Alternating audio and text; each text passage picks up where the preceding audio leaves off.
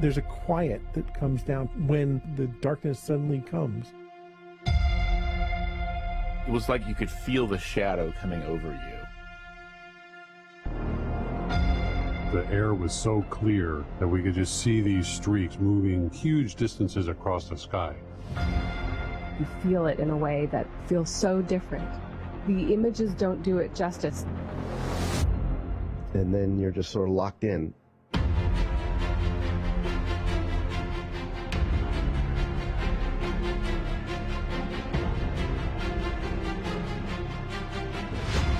When you experience an eclipse, you feel that connection with space. Oh my gosh! Look at the ray structure! The universe is out there and it's affecting us. We are in space. And here it comes, there's the diamond ring. And that is the most spectacular sight.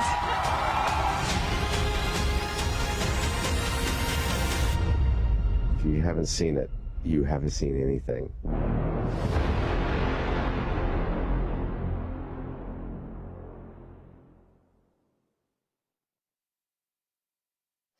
Hello, and welcome to live coverage of the celestial event of the year, the total solar eclipse. Over the next 3 hours, we will follow the moon's shadow as it races across North America. We are anchoring our coverage from the heart of downtown Cleveland, Ohio, just down the road from NASA's Glenn Research Center, the only NASA center in today's path of totality. I'm NASA's Megan Cruz, and this is NASA lunar scientist Sarah Noble. Hello. Today, NASA and the Great Lakes Science Center is hosting this free outdoor event for the community to experience the total solar eclipse together. You saw that beautiful aerial shot that we just had opening the show. We're seeing it again here. As you can see, we have a great, fun crowd here. Yeah, we've been watching the crowd build all morning, and you can really feel the excitement starting to come now. Yeah, absolutely. The watch item, of course, is the weather.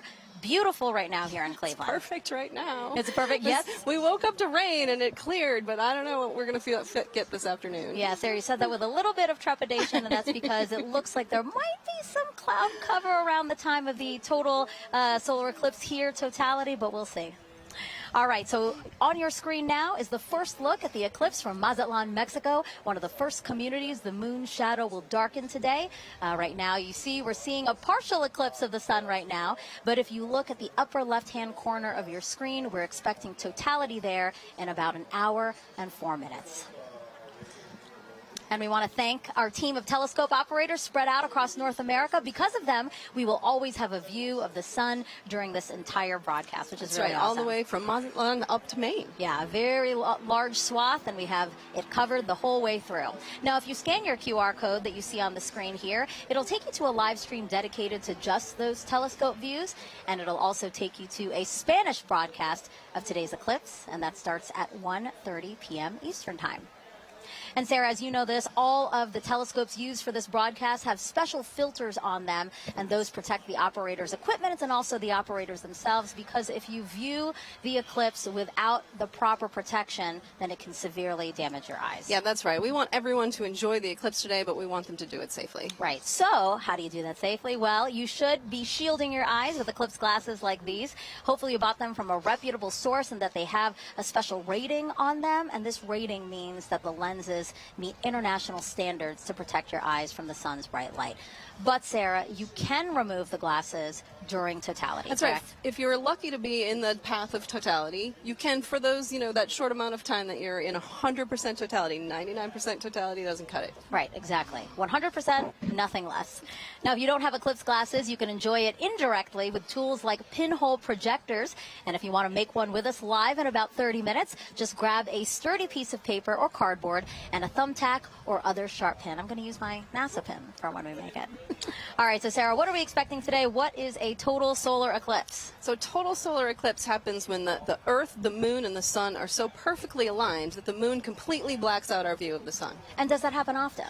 Actually, somewhere in the world, there's an eclipse about every 18 months or so, but like in any particular place, it's a pretty rare event. Yeah, I mean, specifically here in Cleveland, the last time Cleveland had a total solar eclipse, get this, 1806. Wow, that's remarkable. So quite a long time ago. Yeah. Once in a lifetime opportunity. All right, but not everyone is going to be able to see the moon completely eclipsing the sun. That's right. Only those of us in this narrow path of totality. But just about everyone in the U.S. will get to see a partial eclipse today, weather permitting. Weather permitting, yes. I hope that Cleveland here and everyone else along the path of totality will be good and clear. Okay, so let's take a look at today's path of totality. It passes through parts of Mexico, 15 U.S. states, and southeastern Canada. There's an estimated 32 million people who live along the path, and not to mention the tens and thousands of people who travel to somewhere along it as well, like us. You know, you're from D.C. and I'm from Florida. And I feel very lucky to be able to get to travel to see this one. Yeah, absolutely. And we're going to have live reports from our correspondents spread out across the path, all excited to share this event with you. Some recognizable locations in between: the Indianapolis Motor Speedway, home of the famous Indy 500, and then also Niagara Falls, where officials expect up to 1 million visitors. Look at our team there waving at you. Happy to see you guys, and we'll hear from you soon. Okay, so again, we will hear from those correspondents, but also on our broadcast, a live interview with astronauts on board the International Space Station. Sarah's already ready. So excited. She's ready, because that's going to be obviously a unique place to witness today's celestial event, so we'll talk to them about that. We're also going to explain some of the science NASA will conduct during the eclipse and why that's important to you. And if you have questions about today's cosmic alignment, use the hashtag Eclipse to send those in wherever you're watching us. We already have some questions from some kids. Excellent. And a celebrity. I can't wait to surprise you with who that is. All right, in addition to NASA's Eclipse event here, there are plenty more in communities across the country, so why don't we take a look at some of them now? All right, so this is the California Academy of Sciences. That's a beautiful place to witness. Wow, looks like they have great weather today. They're only going to get a partial eclipse there, but, you know, still, that is more than enough reason to get outside and enjoy some time with your friends and family.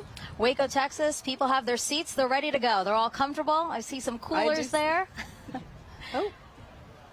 And this is the Adirondack Sky Center. They have a big field for people to view. You know, a couple of days ago, we saw the same field. It was covered in snow. So I'm glad they have a nice place to sit. Exactly. And Kennedy Space Center, the famous rocket garden that we have at the visitors complex there, that's also a cool place to watch a partial eclipse. Yep. Yeah. And then lastly, the Mentor Civic Amphitheater, a nice big field again to take a look out into and enjoy today's event. I'm sure that'll fill up soon. Yes, I'm sure. Still gathering there. All right, very much a party atmosphere we've seen in some of those watch parties, and especially here, again, the music, the exhibits, all the things happening here. Kind of reminds me of a sporting event, you know? So because of that, I'm going to ask you, who's the GOAT today, right? Is it the moon, is it the sun, or is it the earth? I mean, I'm a lunar scientist, so maybe a little biased, but you got to go with the moon on this one, right? It's the moon that is like coming in for the block today. It's all the action to the moon. I love that sports reference, but I'm going to have to say Earth. Because, well, first of all, we love our home planet, right? But because we're here, the moon has something to project its shadow on, and that's why we have the celestial alignment and show we're about to see today. That's where I'm going. That's how I'm going, yeah? All right, and now we want to know which team you're on. You can cast your vote by going to @NASA Solar System on Facebook, X, or Instagram, and we'll reveal the winning team at the end of the broadcast. Earth.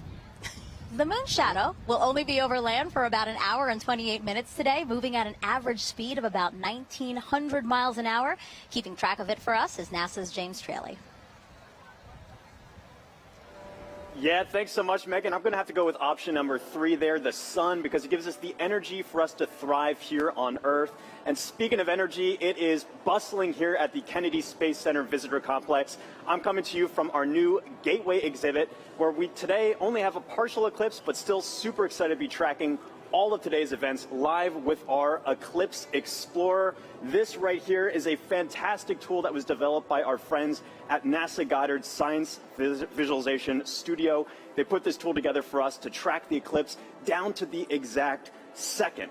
If you wanted to get an access to this yourself, get a feel for how this is going to look in your neck of the woods, you can go to go.nasa.gov/Eclipse Explorer, and you can track where your city is going to be, your zip code, by punching it into this little box here. It's going to snap right to your location and give you some key stats. You just saw Cleveland there, so I can bring them up here. Cleveland is expecting peak totality here to start at 3:13:45 to be precise. local time. They've got a time of totality of 3 minutes, 49 seconds, plenty of time to really sit back and bask in their moment in the fully eclipsed sun. I'm going to be tracking all of this all throughout the afternoon for you to make sure that you do not miss a second of this coverage. Even if you're outside of that path of totality like we are right here, more than 99% of the U.S. is going to be able to see at least a partial eclipse. Some places are already experiencing, you just saw that footage from Mazatlan a little while ago. They are already experiencing a partial eclipse. And as always, if you are in partial, be sure to wear proper eye protection to protect your vision so you can safely enjoy today's fantastic celestial event. Plenty of awesome stuff coming up. We're going to keep a keen eye on that weather. Cleveland's looking nice and beautiful, very clear skies. Megan, back to you.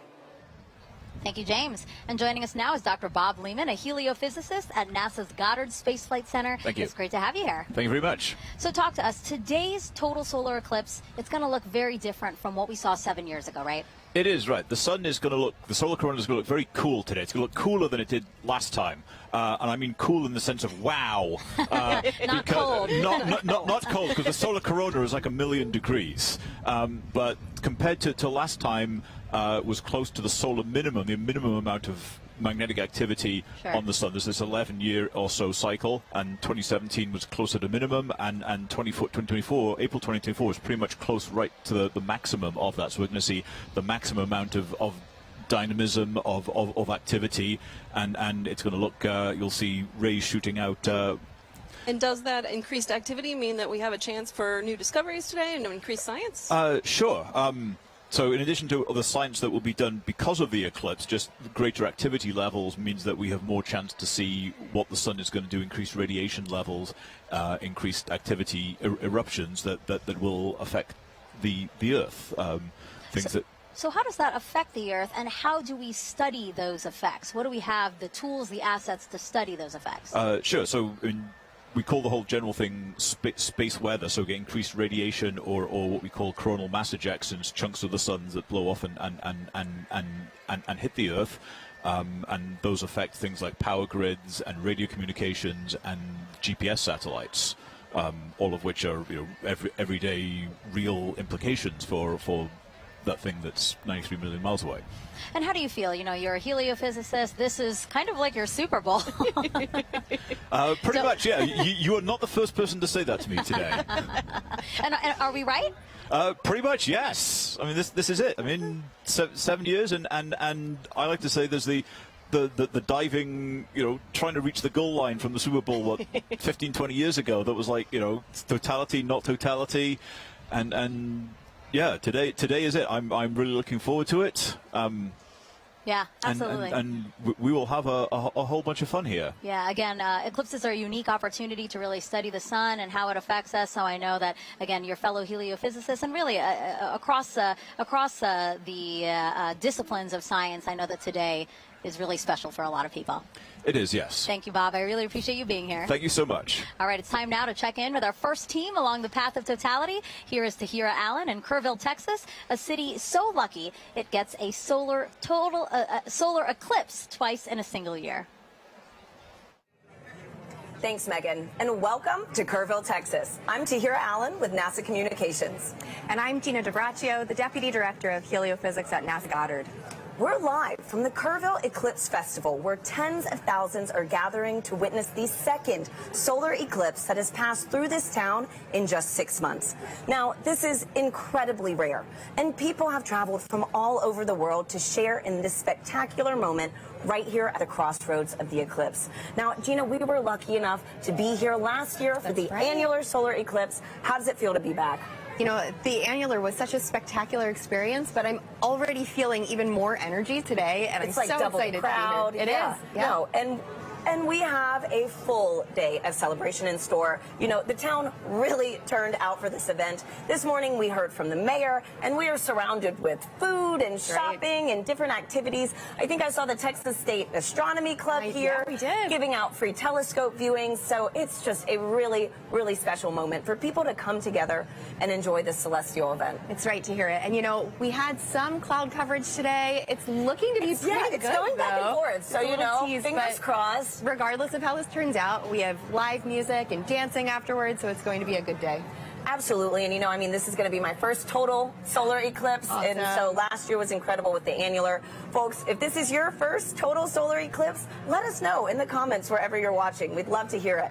So this is also a good time to remind everyone that it is not safe to look directly at the sun without specialized eye protection for solar viewing. Now that is except during the brief phase where the moon is completely covering the sun, and that will only be for those in the path of totality.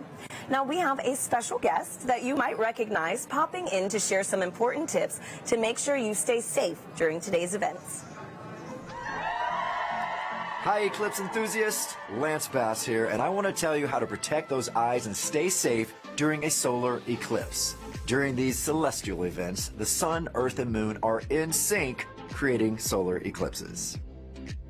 You can look directly at the sun during a total solar eclipse, but only when it's completely covered by the moon for a brief period known as totality. This is a really special moment. At all other times, you should wear eclipse glasses so that you don't say bye-bye-bye to your vision. Seriously. And eclipse glasses are not the same as regular sunglasses. No, they're not. Safe solar viewers are thousands of times darker and will have a specific certification that you should look for right here. Don't be a space cowboy and try to look directly at the sun. If you don't have eclipse glasses, you can use an indirect viewing method, like a pinhole projector. You can make one of these with something as simple as an index card with a hole, or a colander, or even your hands. With the sun at your back, you can safely project an image of the sun through the hole onto a nearby surface like the ground. It's gonna be me who is wearing my eclipse glasses, and so are you. Now, you can't have an eclipse without the sun, the moon, and the earth. And as you heard from Megan and Sarah earlier, we've been hosting a friendly competition to see which one of these three teams that you're siding with today. Now, Gina, I feel like it almost goes unsaid here, but I have to ask. I don't want to assume. Which team are you repping today? You probably were going to guess sun. Oh, Team Sun. Who would have thought? You're right. No. So heliophysics, it's the study of the sun and its influence on everything. And it impacts all of our planets. And today, the solar corona is stealing the spotlight of the show. So Team Sun for me. I guess it really is the star of the show today. But you know what, Gina? I think I'm going to have to be a little bit biased, too. Okay. So International Observe the Moon Night, which is NASA's annual celebration of all things moon, actually falls on my birthday this year. Okay. So I think I'm having a little bit of a lunar connection. All right, Team But Moon. for those watching, if you haven't joined the fun yet, you can vote for your eclipse team on NASA's Solar System, Facebook, X, and Instagram. We're going to be sharing those poll results throughout the show, so be sure to go vote for your team. Now, also during the broadcast, you can send us questions using hashtag Eclipse on social media. We have teams standing by online to answer, and we're going to be taking some of those questions live on today's show. Now, speaking about taking questions live, Gina, we actually had some kids send in videos before today's show. Oh, nice. So let's roll one of those right now. My name is Jonathan. My question is, will NASA do any experiments during the solar eclipse? Thank you. Oh, great question, Jonathan. Now, we have a bunch of different experiments that will take place during the eclipse today. So first, we're trying to study the solar corona. So we have NASA's WB-57 high-altitude research jet flying across the path of totality, taking pictures of that upper atmosphere of the sun, that corona, so that we can learn its composition, why it gets to be heated to extreme temperatures. But we also care about the eclipse's impact on Earth and the upper atmosphere. So we're launching 3 sounding rockets up into the atmosphere before, during, and after peak eclipse so that we can study how the atmosphere is changing as well. So, you know, we're studying it with a plane, we're studying it with rockets. Exactly. Any other way? You know, we have balloons, science balloons that are going up too, and we also have different ways that the public will be able to get involved in some of these experiments too. Thanks, Gina. And I actually have a great follow-up question to this. This is from Lisa on Facebook, who wants to know more about the sounding rockets. So they ask, why is NASA shooting rockets into the moon's shadow during today's events? Okay, let's talk more about the sounding rockets because they are a lot of fun. So the first sounding rocket will be 45 minutes before peak eclipse, the next one during that peak eclipse, and the final one after, 45 minutes after. And that's because we really want to understand the difference in density and temperature and these different factors in the upper atmosphere and really get a sense of how the atmosphere changes as the eclipse is coming and passes over. So we have all these rockets going up and it'll be a good day for that. Great, and hopefully we'll get to see a replay of that later on in today's show. That's right. Now, folks, it is really special for us to be back here in Kerrville, Texas, covering today's total solar eclipse. Just last October, an annular solar eclipse passed right through this town. Now, for a location to be at the crossroads of these two incredible celestial events is rare. Let's take a look at how the community has been preparing in the lead up to this big day. Kerrville is the eclipse capital of the state of Texas. It is known as being the capital of the Texas Hill Country. It's the epitome of Texas. Ranches, deer, beautiful streams like the Guadalupe here. Kerrville is very welcoming. It's a wonderful community. Tight-knit, small. It has about 25,000 people. Kerrville is blessed to be in that special square, the annular eclipse in 2023 and the total solar eclipse in 2024. We're talking about crossroads, you know. We get it twice. Two eclipses right here, right where I stand. Well, it's statistically extraordinary. We get two in less than 6 months. Everybody's excited about it. City council, county commissioners, everybody's working diligently to be able to provide safe opportunity for the influx of people. This will be the biggest event in the history of the city, and that's why the city is preparing. We're preparing to make the event enjoyable for everybody who wants to see this tremendous natural phenomenon. I think that Kerrville has done an awesome job of preparing, way in advance. It's getting that message out to people to make sure that they're taken care of personally, but then there's the science part of it, letting them know what is an eclipse. And I'm just having a great time going out and talking to civic organizations and clubs and talk about eclipses. So this will be my 4th and 5th solar eclipses. I've seen total eclipse in Nebraska. I drove 1,200 miles for a little over 2 minutes, and it was well worth it. And just couldn't believe the experience of the eclipse. I mean, it literally gives me goosebumps every time I talk about it. It's a visceral, emotional experience that is just, you have to experience it to understand. I thought I knew what it would be like, but I gasped at the sheer wonder. It's going to be you're going to hear that intake of air and awe. It was the most beautiful natural thing I've ever seen. So to have an eclipse basically in my backyard is just, it's indescribable.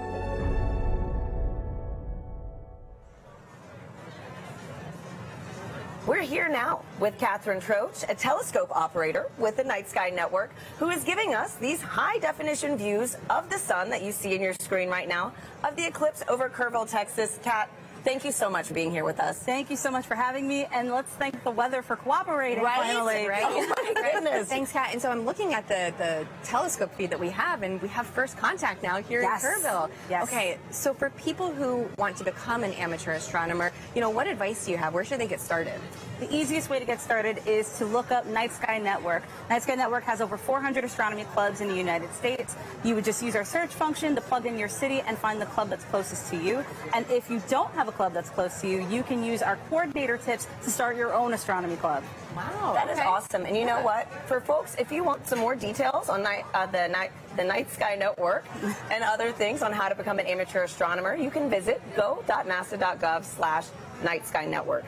Now, a fun fact about today's broadcast that I absolutely loved learning was that so many of our telescope views that you're going to be seeing today are from amateur astronomers. And so, Kat, again, on this topic of, sky gazing, I heard that those in the path of totality might be able to witness more than just a total solar eclipse today. Could you give us a sneak peek on what we could expect? Absolutely. So if we have clear skies in the path of totality, as it gets darker, you'll start to see 2 bright points of light. That would be Jupiter and Venus. And then as we get to totality, you'll be able to see the fainter planets, Saturn, Mercury, and Mars. And if you're lucky, you'll be able to catch Comet 12P. Oh, what a crazy, cosmic alignment today, So, man. Great. So, for the amateur astronomers that actually want to view today's celestial event, what tips do you have for them? So, of course, you need to have solar protection. You need to have solar-safe glasses. And you need to have solar filters for your telescopes, your binoculars, your cameras. But you can also use indirect viewing, like a pinhole projector box, or you can use a disco ball. A disco ball? Yes. Wait, how does this work? Can you, walk us through this? So as the sun hits the mirrors, and it'll cast a little reflection onto the surface here. Okay. You'll see little crescent shapes as the eclipse progresses. That is incredible. We need to keep that disco ball. Oh, yeah. Right? No, seriously. So, Gina, didn't you say you could also use your hands That's at one right. point? You know, you can take your fingers and weave them together to let the light project through so that you can see the projection of the eclipse on the ground. Absolutely. That's fantastic. So a lot of different ways to be able to view today's event. There's no one wrong way to do it, unless you're just using to do it. that. Yeah, just do it. Yeah. Just make sure you do it safely. Yeah. And so, Kat, too, you know, earlier you gave me a little reveal of your shirt. It is too perfect for today's show. You know, could you give our viewers a little taste? Sure, no problem. So if you know, you know. If you know, you know. Totality going on at the moment. Love it. Thank you so much for being here, Kat. Thank you again for having me. Absolutely. And so now coming up soon, we're going to get our first views of the total solar eclipse as it begins in Mexico, sweeping across North America. We have correspondents all along this path who are going to bring you live into the action as it happens. First up, let's check in with Joy Ung in Dallas, Texas. Thanks to Harry and Gina. So welcome to the Dallas Arboretum and Botanical Garden. I'm Joy Ung, and as you can see behind me, we have a lot of people eagerly waiting for the total solar eclipse. It's so amazing to hear so many people talk about the sun and the moon, and what makes this day even special is that the eclipse gives scientists a really unique chance to do science. So to tell me more, I'm here with NASA scientist Dr. Ashley Greeley. Thank you so much for joining us. Hi, Joy. Thanks for having me. So firstly, how are you feeling about today? I'm feeling really excited. The skies are starting to clear out, and it looks like we might get a pretty good show. Fingers crossed. So earlier in the show, we learned that today's eclipse will look quite different from the 2017 eclipse. We're going to see more structures in the sun's outer atmosphere. So Ashley, can you tell me, why is that different? Why is the sun going to look different, and why is it changing? Sure. The sun goes through phases, which we call a solar cycle, that last roughly 11 years. And those are periods where the sun is less active and periods where the sun is more active. We're entering a time of solar maximum, which is really exciting because that means that the sun is more active. Its magnetic fields are more dynamic. We may see features here, such as streamers, which looks like little spiky wisps in the sun's atmosphere, which we call the corona, and then little prominences, which look like little peak arcs on the surface of the sun. Yeah, we're really excited to see this, and we hope that we'll see some really interesting features. There may be a little bit of asymmetry as well in the magnetic fields, and I don't know, I guess we'll have to find out in about an hour. So the sun is changing. So do those changes affect life on Earth at all? Sure, yes. The sun does affect life here on Earth. We have a term that we call space weather, which applies to the field of study of everything from the sun to the Earth and in between, and how that affects life here. We are fortunate that on Earth we are protected from things coming from the sun by our magnetic fields, which shield us from those explosions that come from the surface of the sun that we talked about. And those can result in really fun occurrences, such as the aurora. There can be some negative side effects, but those are mostly limited to things that are outside our magnetic fields. The storms from the sun can interfere with satellites, and it's something we really have to think about as scientists as we start to plan for putting humans on the surface of the moon or potentially sending them to Mars. Those energetic particles that result from the sun can impact humans, so that's just something that we have to learn about and take into account. So the sun is always there, of course, but why are eclipses a good time to study these effects called space weather? Yeah, eclipses are a really cool time for scientists to be able to study the sun. It's really hard to completely cover the disk of the sun in order to study the sun's atmosphere, especially that inner part of the atmosphere. We're really fortunate that here on Earth, our moon is just the right size and just the right distance from Earth that it can completely block out the sun's disk during total solar eclipses. So we're really able to observe that inner atmosphere in a way that we can't normally. So this event is really exciting for both scientists and the public alike, and that's just such a cool experience to share together. Thank you so much, Ashley. So if you're lucky enough to be in the path of totality, keep an eye out for that sun's outer atmosphere, the corona, and you'll know that you see these spiky features, and it's because the sun is heading towards its most active phase. So for now, let's head to our friends in Russellville, Arkansas. Jasmine, how are things looking on your side? Joy, things are looking absolutely fabulous in a very sunny downtown Russellville, Arkansas. As she said, I'm NASA's Jasmine Hopkins, and I'm coming to you live from the Depot District, where the city is throwing a massive block party, all in celebration of the total solar eclipse. Now, people in Arkansas have great reason to celebrate because this is only the second total solar eclipse visible from the state since it was first established in 1836, and the next one visible from here won't happen for another 2 decades. So people around me are gearing up for what feels like a once-in-a-lifetime opportunity. Now, it's not just the residents of Russellville that are excited. On average, the city has about 29,000 residents, but for the past 8 months, they've been preparing to receive upwards of 100,000 tourists right here in the city. Now, of course, NASA has been a big part of that preparation, so to show you what we've been doing to help, I have a video here to show you. So we have been talking to the next generation of space explorers right here in Arkansas. We started off at Arkansas Technical University, and then we moved on to Russellville City Schools, where we spoke to hundreds of students all the way from 8th grade to 12th grade about this total solar eclipse. We had NASA's Marshall Space Flight Center, the Arkansas Air National Guard, the U.S. Space and Rocket Center, and even the Paris Observatory joining us all the way from France. Now, during that moment of totality, Arkansas will experience from 94 to 100% obscurity from the sun, and we'll have 4 minutes and 12 seconds to really soak in that fantastic cosmic event. Now, until that moment, of course, we're telling the residents to stay safe, keep those solar eclipse glasses on. But now let's go from Arkansas to Illinois with Blair Allen. How are things looking for you? Jasmine, we're super excited here because crowds are filing into the stadium, but the main story here is the weather. Everything looks absolutely good and clear for totality today. We're very excited. We're just hoping, just like 2017, a little cloud doesn't come in and obscure things. But I tell you what, there's been a total solar eclipse here in 2017.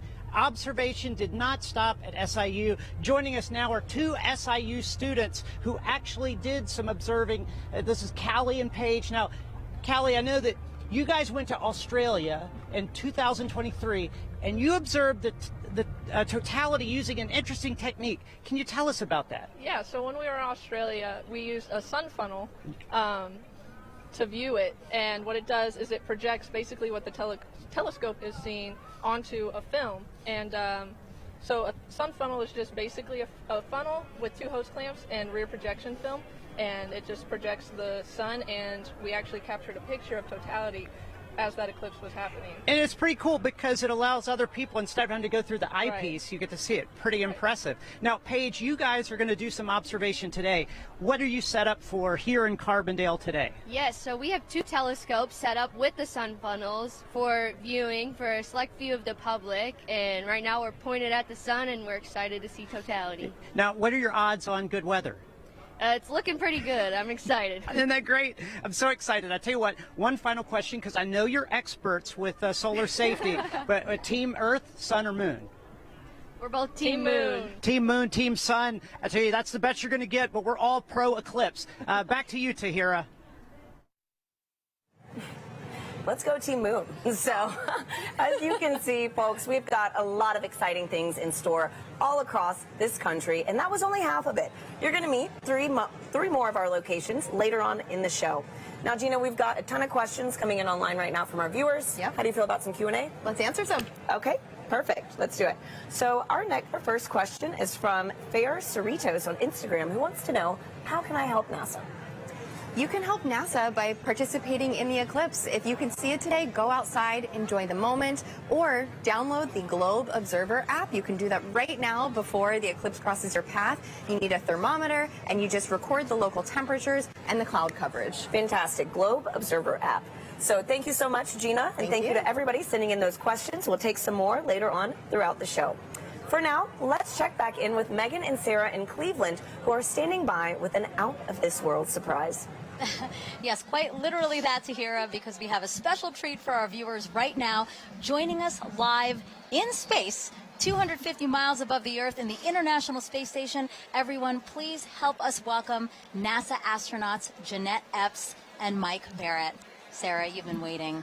I'm so excited. For this. Oh, there they are. Hello, everyone. Oh, Jeanette, Mike, thank you for joining us. It's a pleasure to join you guys, and I hope everybody appreciates NASA scheduling this eclipse to bring the world together. Yes, thank you so much to NASA, and thank you so much for joining us. Now you guys will have 3 opportunities to view the moon's shadow over North America, and that last pass will give you guys the best views. And we hope to also share those live views with everyone here on this broadcast around 3:30 p.m. Eastern Time. Now, Jeanette, I have 2 questions for you. Are you looking forward to being one of the few people seeing today's total solar eclipse from space? And 2, I know your crew member Matt Dominic will use a camera with a solar filter to photograph the sun being eclipsed by the moon. Will you also be taking photos of the celestial alignment?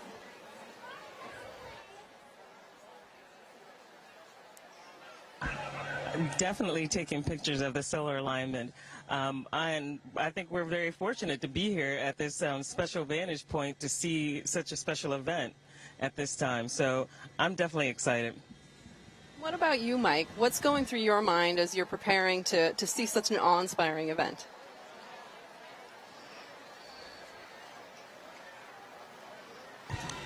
Well, admittedly, I'm a bit of an eclipse junkie. My first one was like when I was 19 with the homemade telescope in the desert, and a few since then. And actually, during the 2017 eclipse, I was on a chartered aircraft several hundred miles off the coast of Oregon watching it. And I got a strange bucket list, and this is one of the things that's on it, to actually watch an eclipse shadow cross the Earth from space.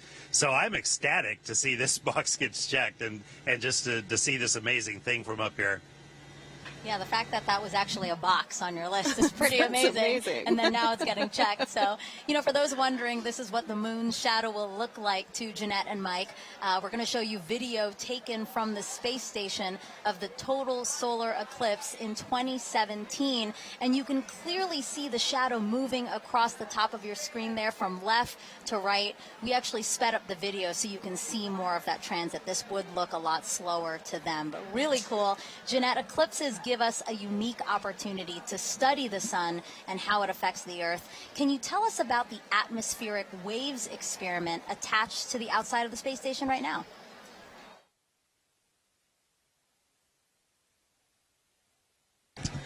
Sure. We have an atmospheric wave experiment that's going on now, and what it looks at are these atmospheric gravity waves. And these waves transport energy and momentum up through the climate system. So with the imager on the atomic wave experiment, we're going to look at how these atmospheric gravity waves impact our Earth's climate, how it can impact our space and global and all of our comms, how it can affect our navigation system. And so over the next 2 years, researchers will use an infrared imager to look at the global distribution of these waves as well as their characteristics.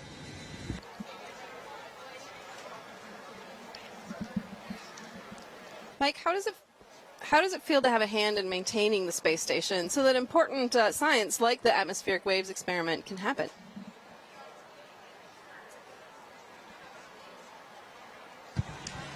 Well, of course, the main reason we're up here is actually to conduct that science. We maintain the station to keep this platform what it should be, what it was built to be, which is a vibrant laboratory, which covers so many different disciplines on the inside and the outside, like the gravity waves experiment. I mean, it's an honor and a privilege, as much as anything, to have a hand in that science, and we end up being basically the eyes, the hands, the on-site presence to conduct that science.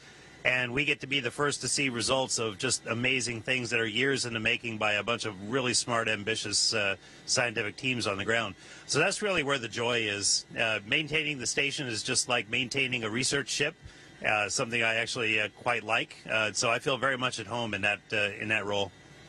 It's still blowing my mind. I mean, we're here in Cleveland, Ohio, live. You guys are up in space in the International Space Station. I can't believe the opportunity that has been afforded to us, and I hope our viewers really enjoyed this time with you. And I hope you enjoy the show from up there.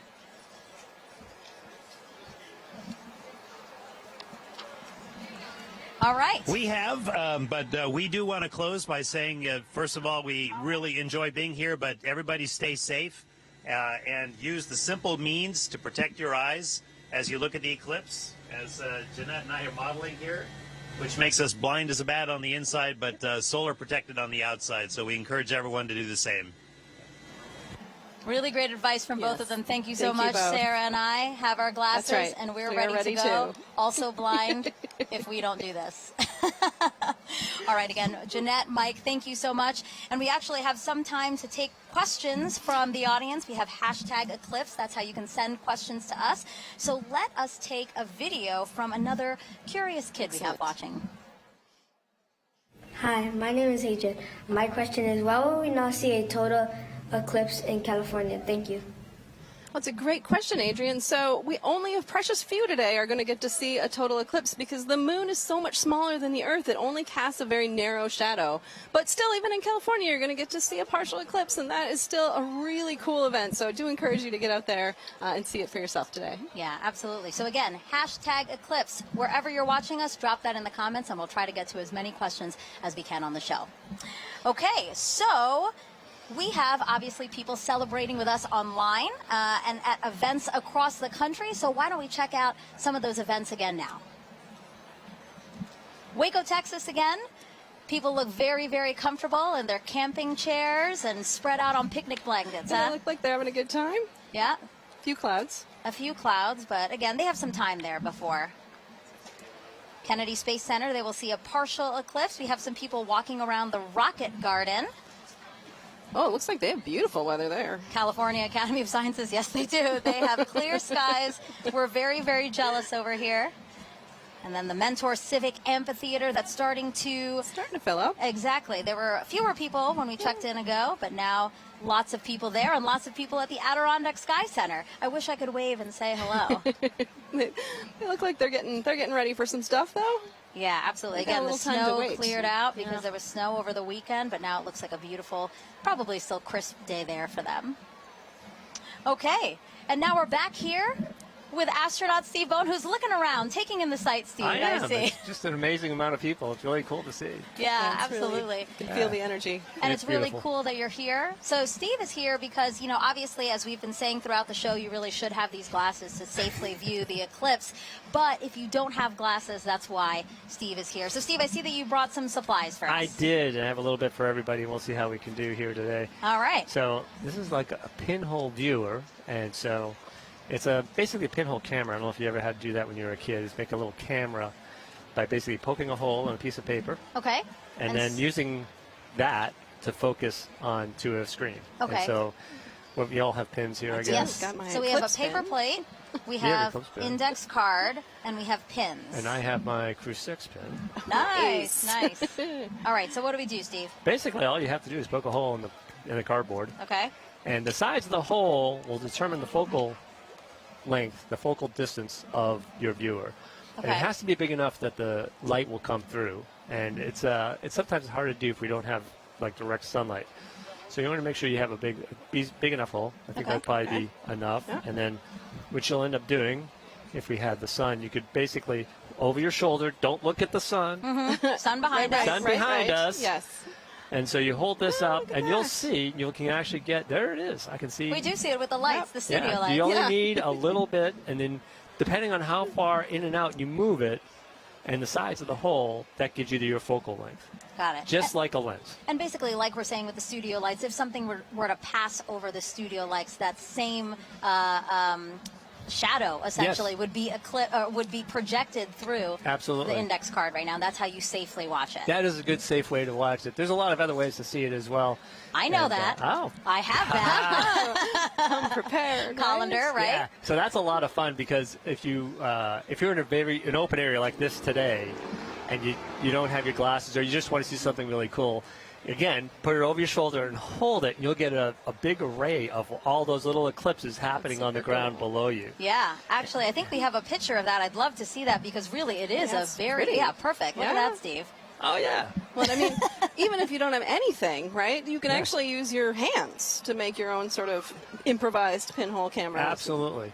That's amazing. And, you know, I was explaining a little bit ago that in my own yard during the annual eclipse, when I was out working in the yard, and I said, hey, there's an annular eclipse going on. So I went under a tree, and I was looking at a tree, and then on my driveway, all these little eclipses, Oh, just that's hundreds of them. amazing. Yeah. And it's Beautiful. absolutely amazing pictures. Great. So I hope if So- people have trees near them, they can take a look at that. Steve, thank you so much You're for very being welcome. here. We really appreciate it. Have a great day. All right, so the eclipse is getting closer and closer to the west coast of Mexico. We will experience totality there at Mazatlan, in particular, 2:07 p.m. Eastern Time. So let's head back over to James at our eclipse board for another look at the path of totality. Yeah, thanks so much, Megan. A lot coming up very soon, and make sure you know exactly when to go outside to observe that totality if you're on our path. Or even right now, if you're experiencing a partial eclipse, I've got in our Eclipse Explorer here, I can zoom out just a hair here, just show you this. I've got our penumbra on, so this is all the places inside here already experiencing a partial eclipse. You've been seeing some great feeds from our camera in Mazatlan, Mexico. They've been experiencing that kind of crescent sun for a little while now. They're just about 20 minutes out from actually experiencing totality itself.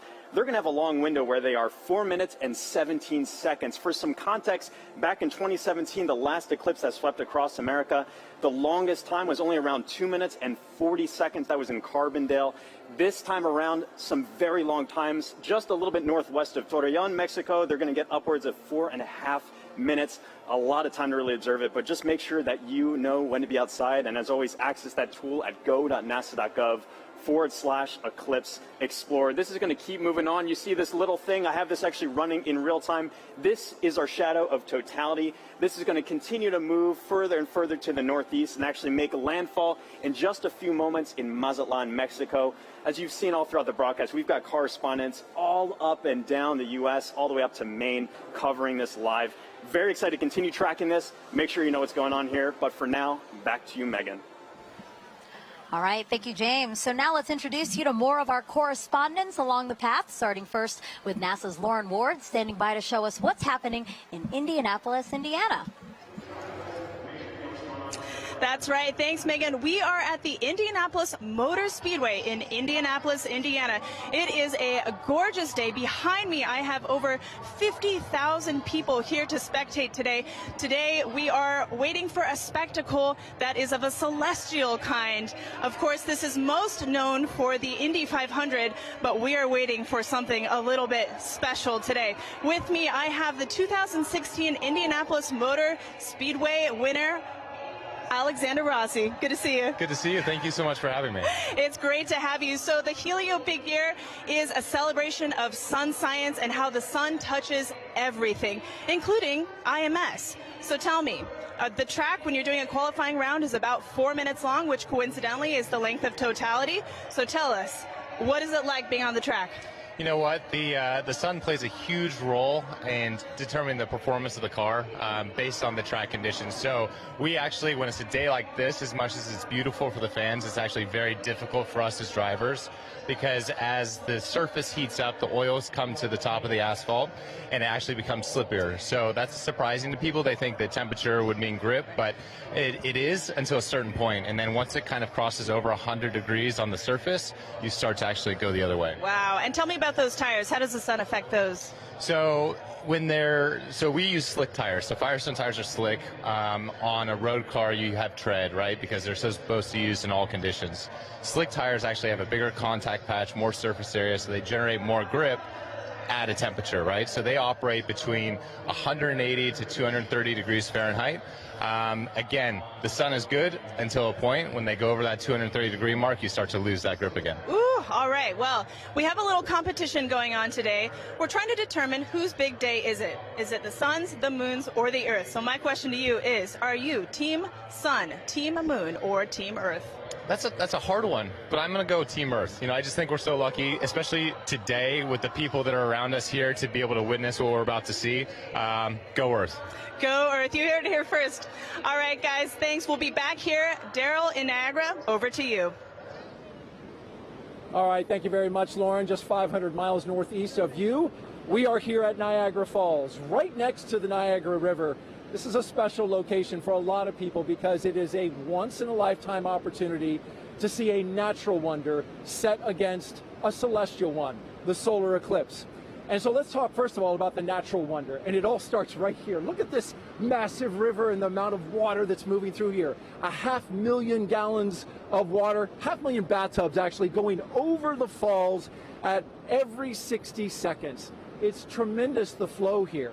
It interacts with the air, it hits the rocks, and it also, you know, it flows up a mist column that is omnipresent. This is always here. So one of the things that eclipse watchers want to see is, how does it interact with the light? Will we have a pink rainbow because only prominences from the sun will be seen and they're pink? We'll have to see about that. One thing we do need is a little bit better cloud clearing around here, because we do have some cloud cover. But that's okay. People who have gathered here are excited and they're hopeful that it will clear. Who's here? Well, I want to show you our camera from about 500 feet away. Look at all my friendly eclipse watchers. Are you guys ready for an eclipse? Well, I love the energy. We could use this energy to blow the clouds out of here. As our camera backs out, you're looking at Terrapin Point, and this is the lawn here. It's roughly the size of a football field, and everybody who's here, a lot of people came in at 6 a.m. this morning. They currently cut off the park from anybody from coming further into Goat Island here. So this is the max capacity that we're at right now. It's that popular. Over to the other side, our friends from Canada. Look across the river gorge, about 1,000 feet away. Niagara Parkway is lined with people. So it's a beautiful shot over there, and we really appreciate our Canadian friends who have joined us. Now, this isn't just about the solar eclipse. We've been here for the past week, and we were at locations all across Niagara Falls, 12 to be exact. Take a look at this video. Crowds of people packed the Niagara State Park Welcome Center, where Commander Moonikin Campos, the mannequin who flew around the moon during the Artemis 1 test flight in 2022, was on display. Our partners at the Canadian Space Agency sent kids virtually to space all week long. And NASA experts from the Kennedy Space Center gave presentations and talks at places like the Niagara Aerospace Museum and libraries across the area. The outreach was a huge success, with thousands of people participating in the events and passing through our exhibits. And we just want to thank everyone who came out to see us at all our locations, and we hope you left a little inspired about space exploration and a little wiser about all NASA's missions. Okay, coming up, we've got a very special guest for you who's going to share the eclipse with us. CSA astronaut Jeremy Hansen. He's going around the star today, the moon. Not the star, the sun, the moon. The star of the show, I should say. He's going to be here. He's interacting with the public. We're going to get his thoughts on totality along with everybody else who is here. And we're pumped and excited. Right, everybody? We ready for the eclipse? You can hear the excitement. All right, now I'm going to send it 800 miles to the northeast to my colleague Angelique Herring, who is in Holton, Maine, where I hear you have some pretty good weather. Hello, Daryl, and welcome everybody to Maine. That's right, we do have some great weather. We are here in Maine, and actually we're about 3 miles away from the Canadian border, and also about the last stop on I-95 North. So we're the northmost spot for today's eclipse broadcast, at least in the United States. And so hello from way up north. Now, just like Daryl said, we do have some excellent weather here in Maine today. We've been here for a couple of days, and it's actually been pretty wintry right up until about yesterday. We had snow, it was pretty cold, but you know what? Today, the sun is out, the skies are blue, and it's looking like perfect conditions for an eclipse, or as the Mainers would say, wicked good weather. Now, we're actually standing here in Market Square in Maine, and we are outside of the Temple Theater, where it has actually been in operation since 1919. Over the last 150 years of its operation, it's seen everything from silent films to burlesque shows, and today, it's got a more celestial show with the eclipse. Now, the last eclipse to come through Maine was actually in 1963, and that eclipse is only visible for about a minute. In contrast, today's eclipse will be visible for at least just about 3 minutes or so, so everyone here is going to have a lot of time to take in the celestial show, really soak in the event. And the next eclipse won't be coming through Maine until 2079. So makes a lot of sense that we've got a lot of people here really excited to see this once-in-a-generation opportunity and event. We're all excited. I know everybody here is excited. So we'll be here waiting for the moment that we've all been waiting for, the eclipse. With that, back over to you, Megan. Hey, thank you, everyone. It was really cool to see everyone along the path of totality. You can tell we're covering a large swath of land because everybody's in different kind of attire. You know, you have short sleeve shirts somewhere, and then you have like Daryl, who it looks very, very cold, and he does have some cloud cover, so I hope that it does kind of clear out for him. I feel like we've covered all of those levels of weather over the last day and a half. That's true, here in Cleveland. So, but it's looking nice now, so that's great. And actually, if you were watching our screen here, we just had a view of the eclipse in Mazatlan, Mexico. In about 10 minutes, that's when we'll start seeing totality in that area. And in that time, the U.S.'s top doctor is encouraging everyone to try and watch the celestial event for our physical and mental well-being. Hi, everyone. I'm U.S. Surgeon General Dr. Vivek Murthy. I'm thrilled to be joining you today as you gather to experience a truly awe-inspiring event, the last chance that we'll have to see a total solar eclipse in the contiguous United States for the next 20 years. The sun is a universal source of light and life. It contributes to our physical, mental, and emotional well-being, and it unites all of us.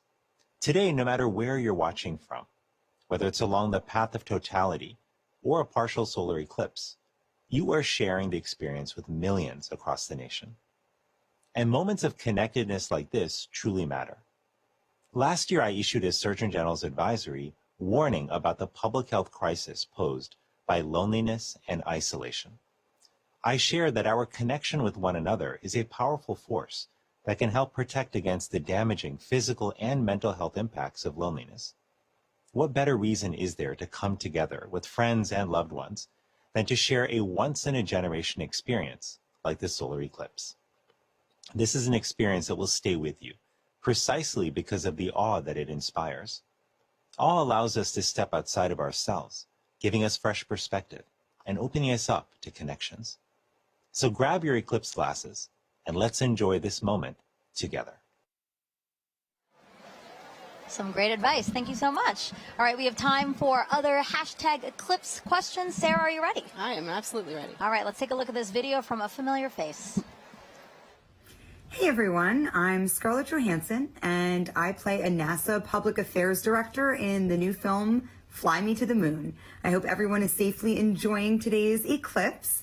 I actually have a question about the moon for NASA. So during a total solar eclipse, I've heard that craters and features on the moon play a role in what viewers see on Earth when the moon blocks the sun. So why is that? Question, Scarlett. So yeah, as we, the moon isn't a smooth marble. It actually has big, high mountains and valleys, these craters. And as we approach totality, sometimes you'll hear people talk about Bailey's beads, and these are the last few moments of sun creeping through those deep valleys. Yeah. Just before we hit totality. Yeah. Absolutely. Thank you so much. It's so great to have you here to answer some of these questions, and we plan to take more. If you send them in, hashtag eclipse again. Okay, if you're just joining us, I'm NASA's Megan Cruz, and this is NASA lunar scientist Sarah Noble. And as you can see, you are watching the official NASA broadcast for today's total solar eclipse. And we are in the heart of downtown Cleveland, where NASA is celebrating this celestial alignment. Take a look at our shot from the air. That is how many people who are just here at the Great Lakes Science Center alone. So many more spread out throughout Cleveland because, again, the last time this city had a total solar eclipse was 1806. But again, just down the road, we have the only NASA center in the path of totality.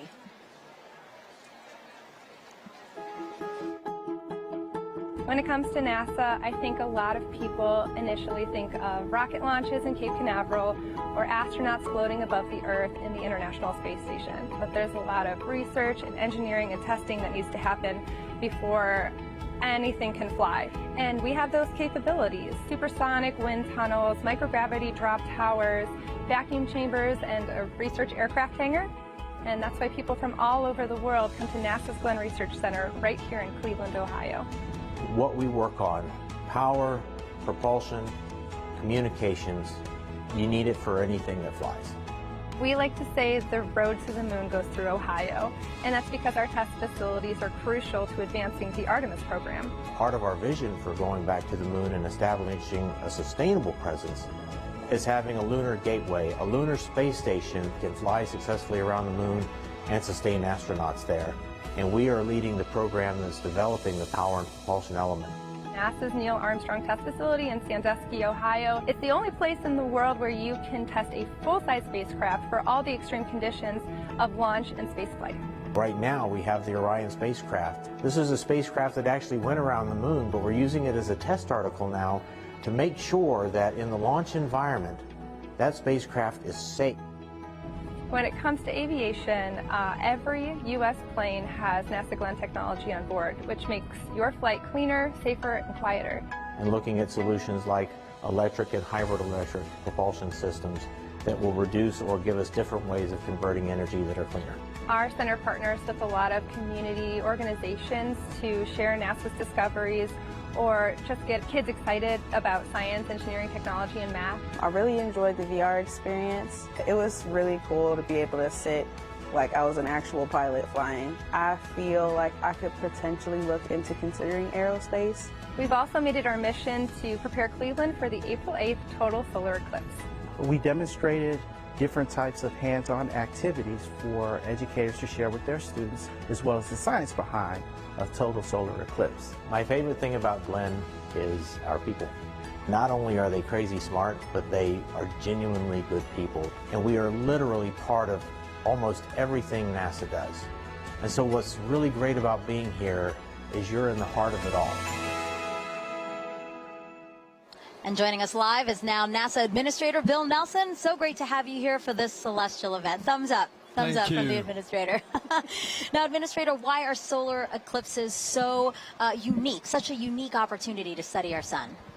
Because you have the alignment of three celestial bodies, and unique things happen when that occurs. And it has a profound effect here on Earth. Just think about it. The middle of the day, all of a sudden, it gets totally dark.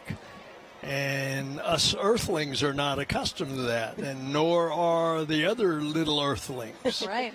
All the animals.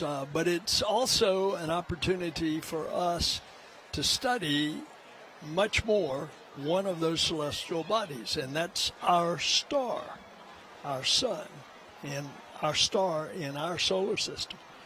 And we can find out more about that gaseous explosion that's coming out from the core of the sun when we can see it better. And we can see it better because we're not looking at the bright ball.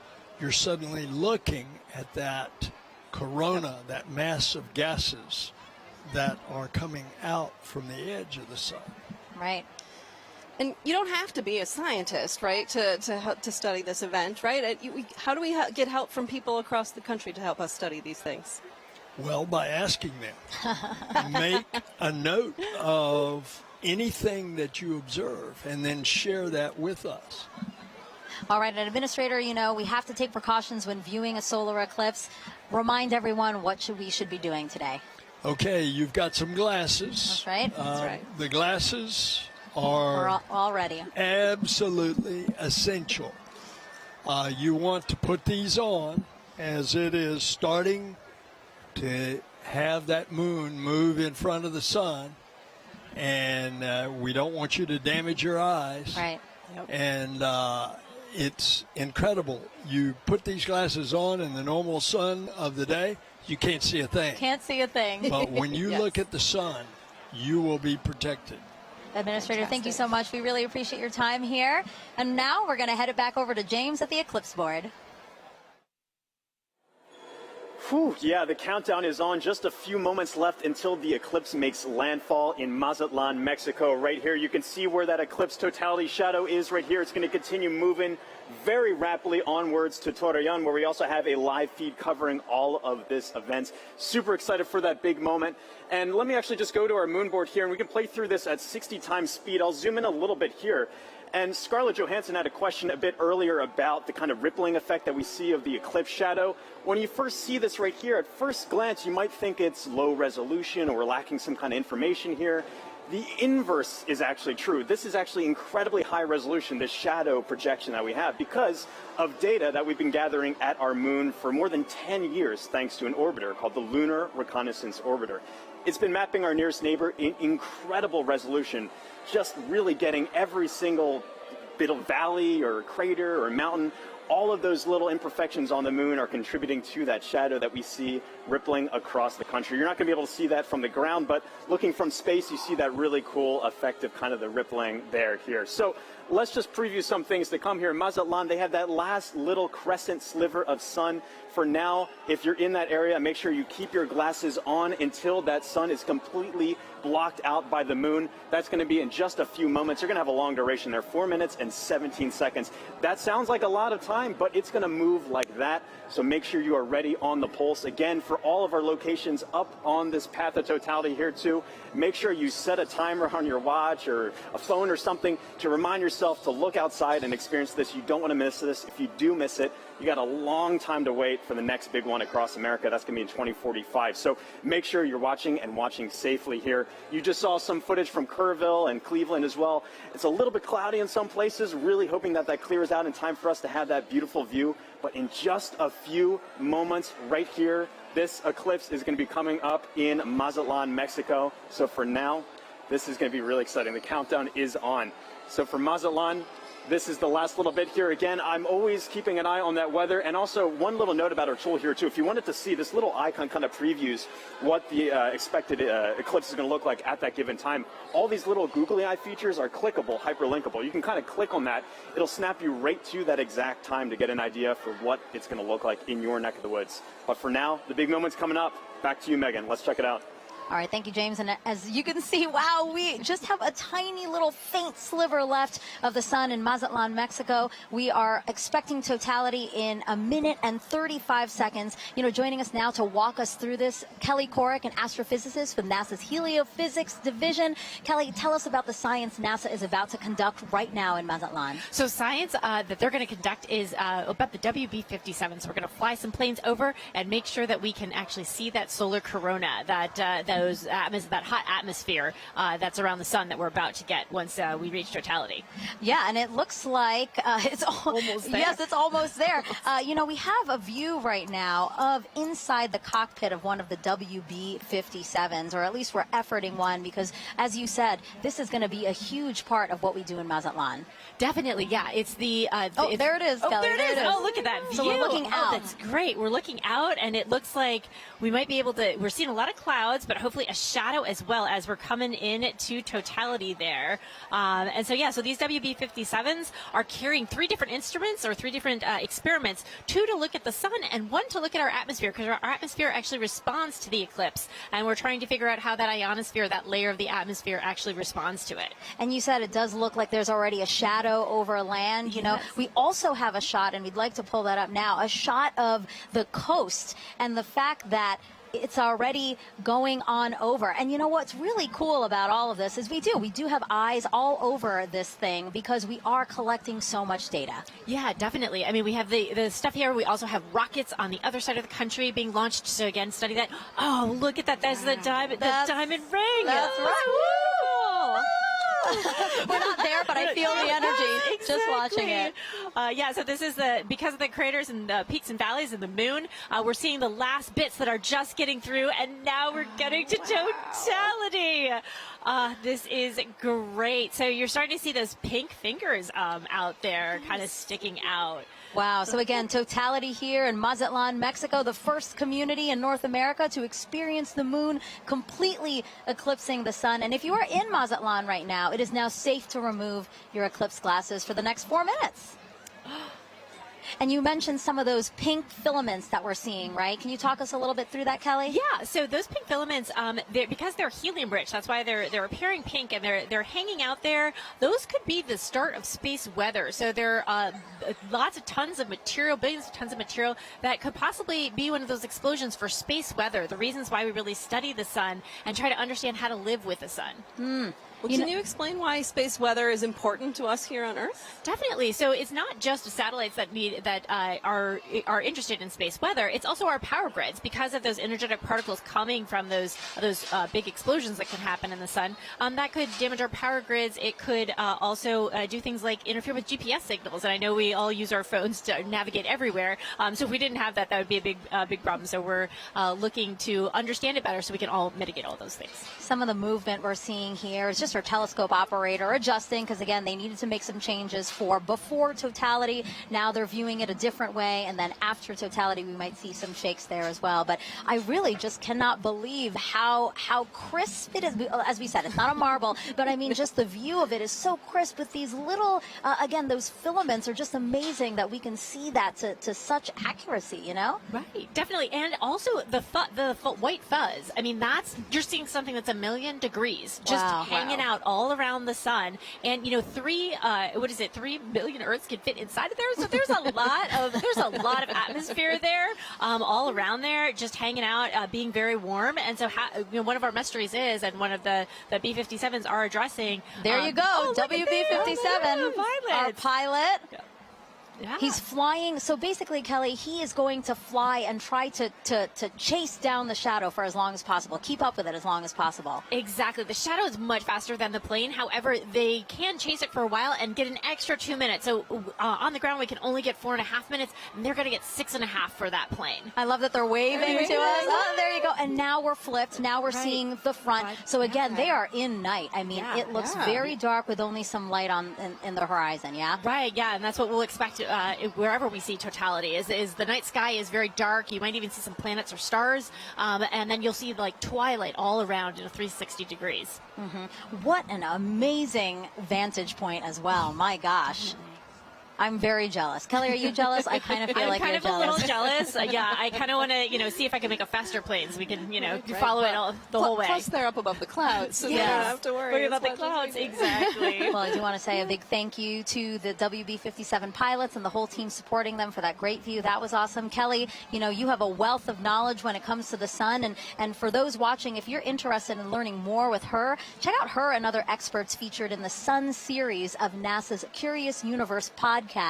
And that QR code will pop up on the screen, and that'll take you straight to the episodes.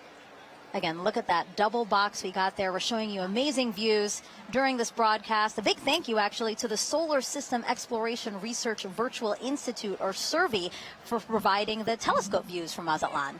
Yeah, the SERVI team down there, the SERVI team is based out of Ames, but it is a collection of teams across the country and across the world that are sort of studying the intersection of science and exploration, helping us get ready for our next trip with humans to the moon. Yeah, that's amazing. Okay, totality is actually about to end in Mazatlan. Let's keep watching our screen right now for, again, what are we watching for, Kelly? We're watching for the diamond ring effect. So that's when the first bright light, we're starting to see it on the side there. So you're going to put your glasses on right now to protect those beautiful eyes, because now we're going back to the partial phase. Whoa, that's amazing. Wow. Yeah.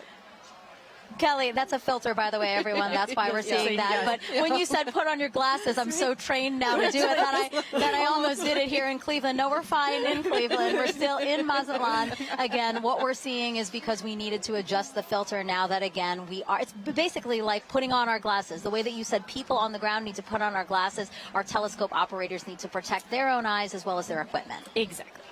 Well, thank you so much, Kelly. I really appreciate your time here with us. It was so fun to learn about the science and actually see the first eclipse come for North America here. So thank you so much. Thank you. All right, as you can see, there's a lot to learn about our sun and eclipses. So to explain it all in a really fun way for kids, NASA developed a clever game called Snap It. We have another QR code coming on your screen right now. Just scan that code, or if you're watching us on your phone, all you have to do is screen grab it, press on it later, and you can check out that game. Also the website, if that's easier for you, go.nasa.gov/snapit. Okay, so NASA can predict the total solar eclipse's path to a high degree of accuracy because of a spacecraft that launched nearly 15 years ago. This same spacecraft is now helping our Artemis II astronauts who'll be orbiting the moon next year.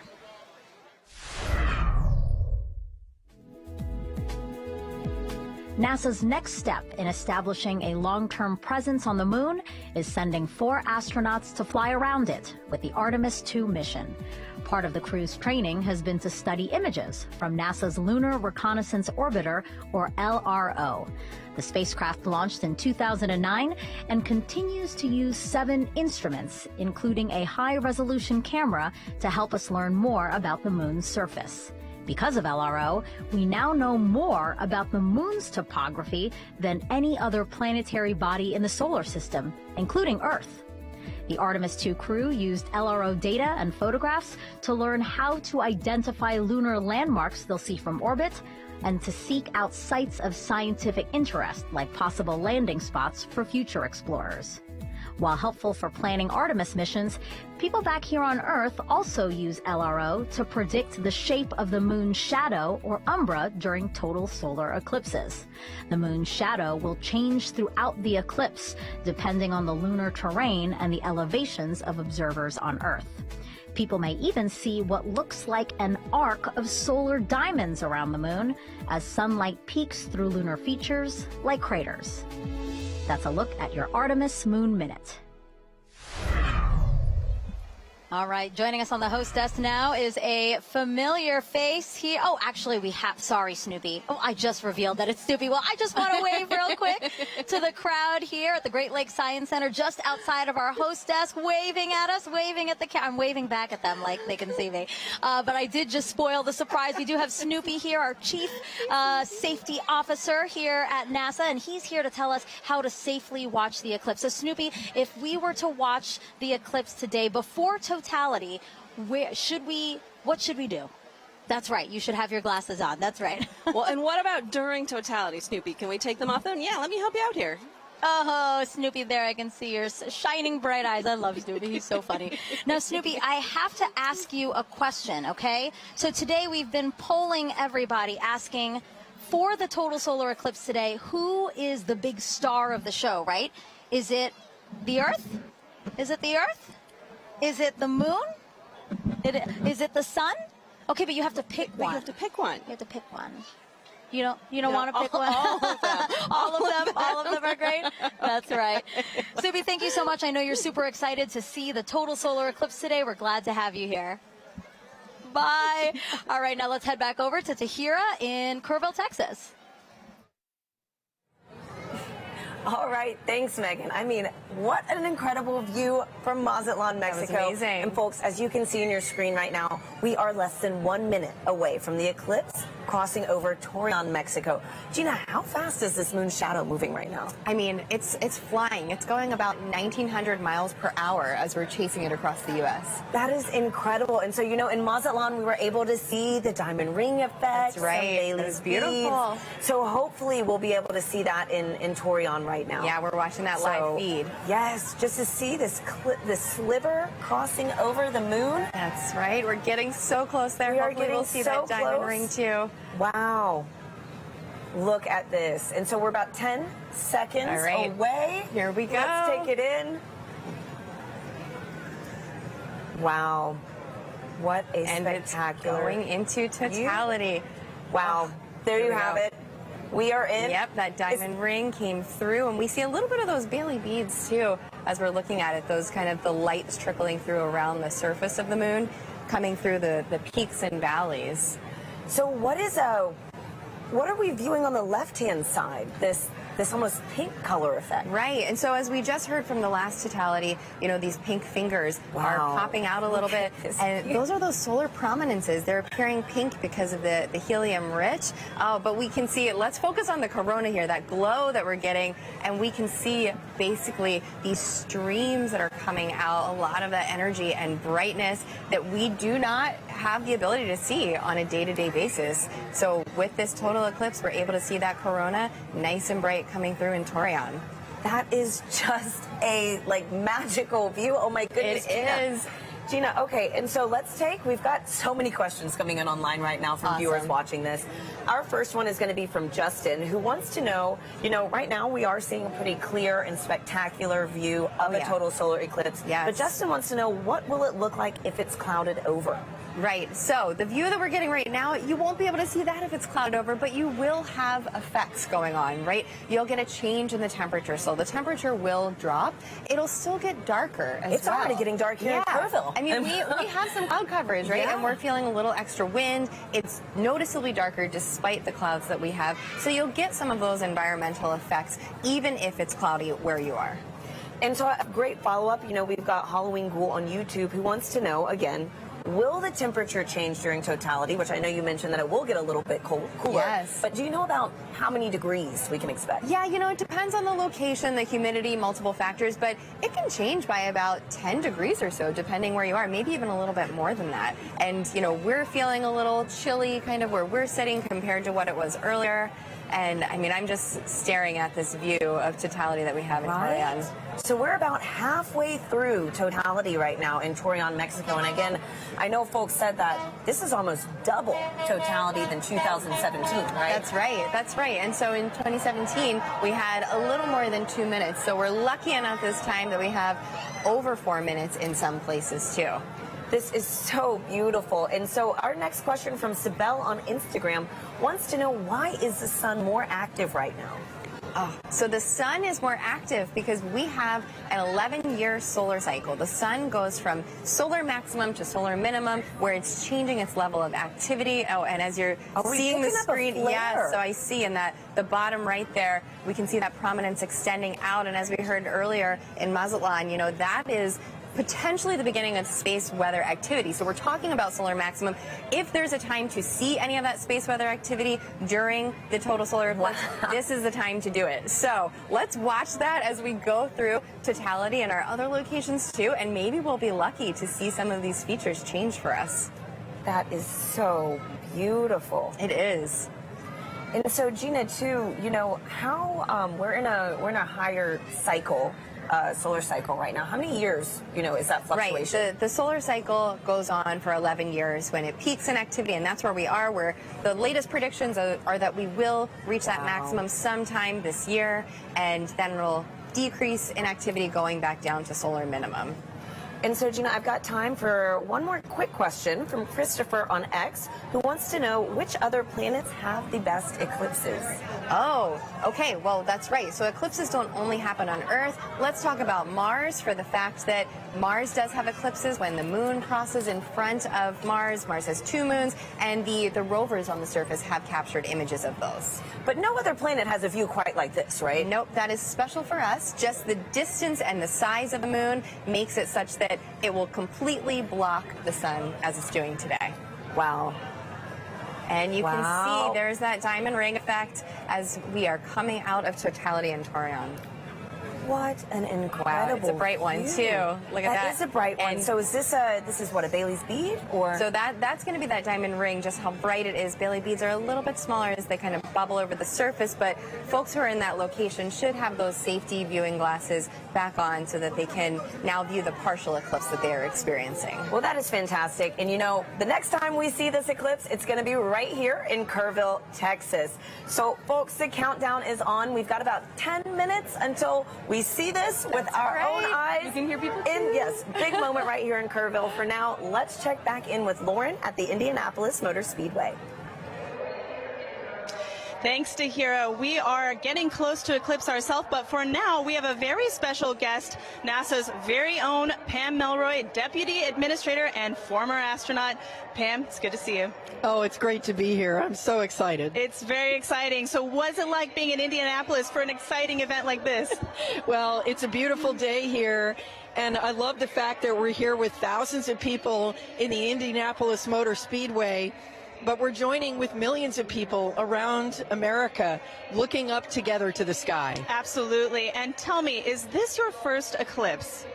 It's not my first eclipse, but it will be my first totality. I've seen several partial eclipses, but there's something mystical and mysterious and in some ways unifying about a total eclipse, and we're all going to feel it together. Absolutely. We could not have lucked out more on this weather today.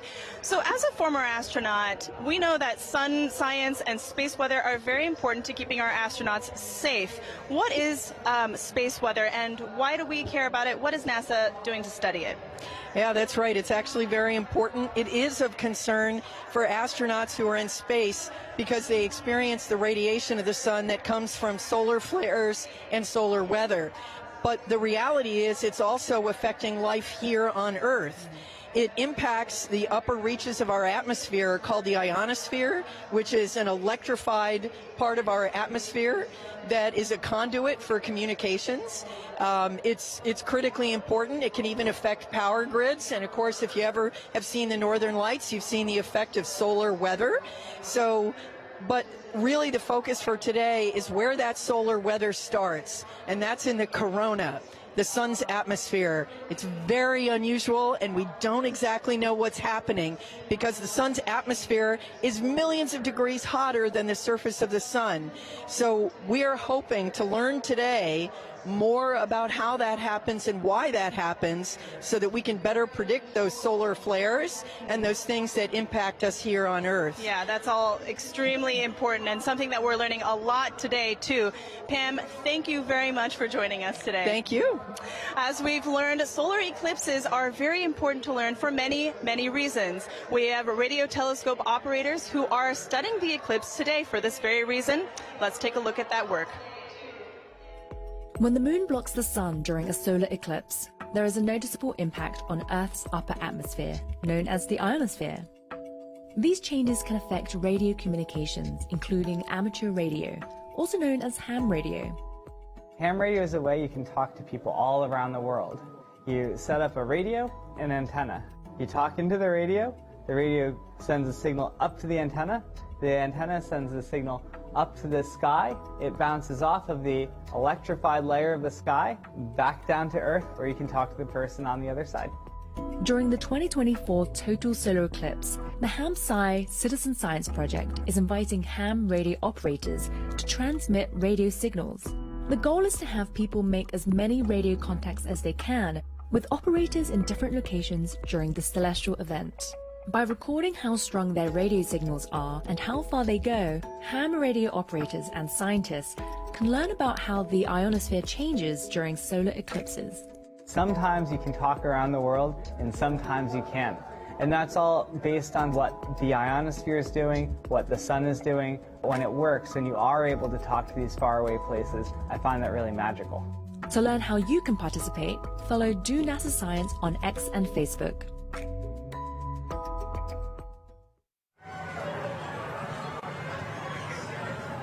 And we are minutes away from the total solar eclipse over Kerrville, Texas. The temperature is dropping. As you can see, I had to throw on a jacket. The sky is dimming.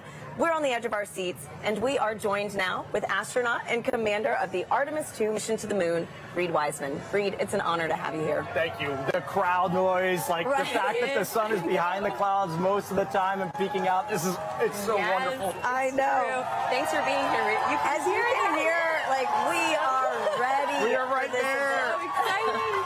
So tell us, Reid, obviously everybody is excited, but have you seen a total solar eclipse before? Never a total, so I will share this darkness with you. Same. This whole crowd the first time. Oh wow, this is incredible. So too, what considerations do you and your fellow Artemis astronauts need to think about when related to the sun when traveling back to the moon? Well, it's great to see Pam Melroy on your last clip, a dear friend of mine, so it was nice to see Pam's face over there. But when we're heading out to the sun, it's really radiation is our big thing that as we're heading out to the moon. Yeah. It's really the solar sun. radiation that we're most thinking about there as the danger from the sun, and the Apollo astronauts dealt with it, and we've dealt with it for a long time on the International Space Station, and we have a lot of data from the moon from our NASA probes that have gone out there and collected, so we think we know what we'll encounter. Great. Okay. And tell me, Reid, how does it feel to be the commander of NASA's first crewed mission going back to the moon since Apollo? I'm flying with Victor Glover, Christina Cook, and Jeremy Hansen. The three best. Team, yes. I know. So every day that I go into work, I won't say every day is easy, but every day is fun, and I'm flying with people that have principles, they have integrity, and they have just so much knowledge, and and professionalism, it's a dream come true. And getting to work with the whole team, the international team, it's the best. Wow. Well, thank you so much for being here with us, Reed. You know, really quickly, do you have any advice for anybody that might want to follow in your footsteps one day? We always say that you have to find that job that you love, go all in on it, live your best life, be as good of a professional as you can, and someday apply for the program. And we look forward to seeing your application come across our desk. Thank you, Reed, and good luck on your upcoming mission. Thank you. Great to be here. Now, if anybody feels like reaching for the stars, NASA is actually currently accepting applications to be an astronaut. You could one day travel to the moon and eventually to Mars. From teachers to scientists to even those in our armed forces, we are looking for a diverse group to take humanity farther into the cosmos. You can apply now through April 16th by visiting go.nasa.gov/astro2024. Now, timing is everything when it comes to pulling off successful science during an event like today.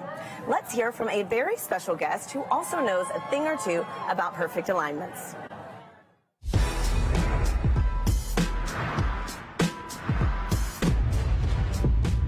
Hi, I'm Paul DeYoung, shortstop for the Chicago White Sox. What does it take to do my job? Gotta know your physics. I specialize in predicting the path of fast-moving objects at a split-second pace. At my position, it's key to know exactly where and when two paths will cross. Just like NASA needs to know when the Earth, Moon, and Sun will align to predict the solar eclipse. Working it all out on the whiteboard is one thing. And they're ready for a solar eclipse delay at Volcano Stadium. But seeing it in action is a whole other ballgame. And on April 8th, you can see just what I mean as a total solar eclipse crosses the United States.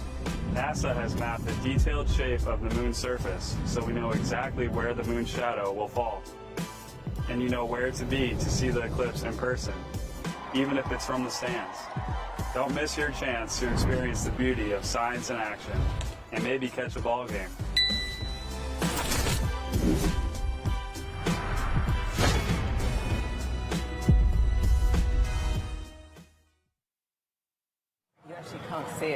We are 2 minutes, under 2 minutes actually, away from totality here in Kerrville, Texas, which will mark the start of our eclipse coverage across America. Now, folks, we have a little bit of cloud coverage right now in Kerrville, so we are showing the Dallas feed. But again, we're holding out hope. Gina and I are thrilled to be here with Dr. Nicola Fox, who is the Associate Administrator of NASA Science Mission Directorate. Nikki, thank you for being here. Oh, I wouldn't be anywhere else. Thanks for being here, Nikki. So tell us how the science conducted today will really impact the future of exploration at NASA Science.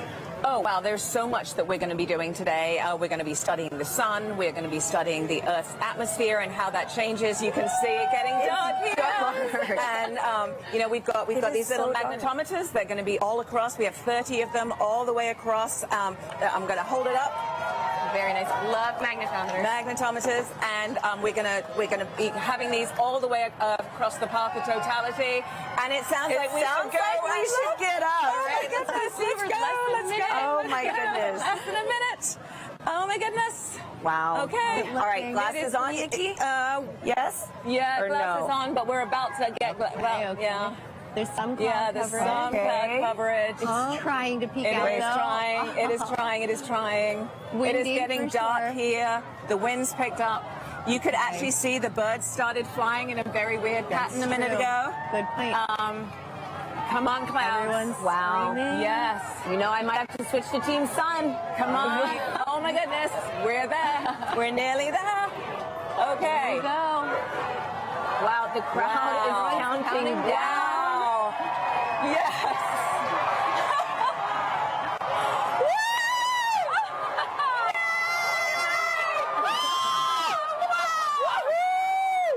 Oh my gosh, it's Yes! Oh my goodness. That is amazing. I told you. No, go away, clouds. Go away, clouds. They're Look gonna at move. that. Oh my goodness. I've been saying all day. Look how dark. Look how dark it is around here. Yeah. It is just this white ring. White ring. Yeah. It's so dark. It is so dark. It is so you can see dark. the planes and the sky You much can. better. Wow. You can. Everybody We have just planes and helicopters and drones. The whole all crowd over the place is today. just Look at the clouds are going to clear for us. Yes! Yes! Woo! Woo!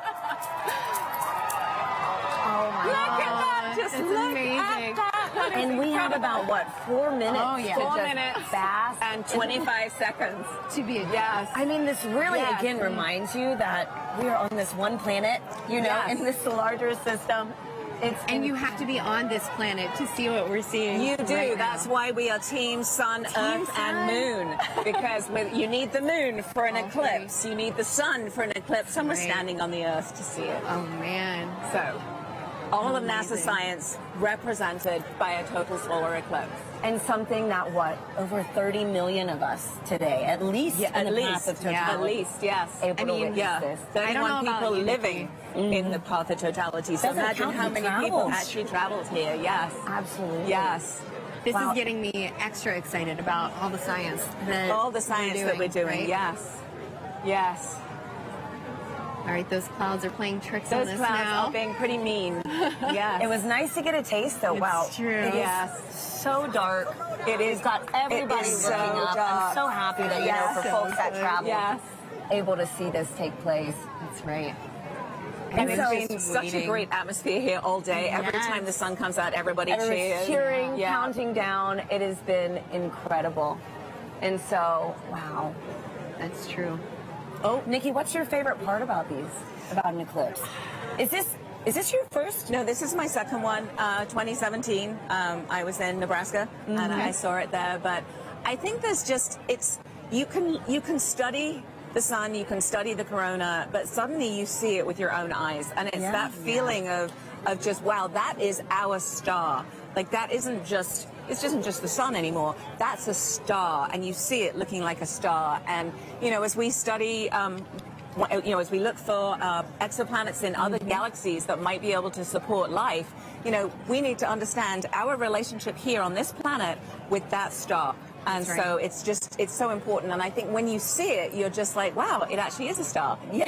You know, it's not Right. just a bright point of light in the sky. You can see the structure. You can see just how exciting the sun is, and actually how dynamic it is. Yeah. And you know, it's not often in heliophysics that we can actually see the science that we're doing with our own eyes. That is right. So it's That a is rare right. experience. Or Yes. even sharing it, you know? Yeah. Millions of Have us so today. many people Yeah. partake. Yep. That's right. It's pretty windy too here. It is windy.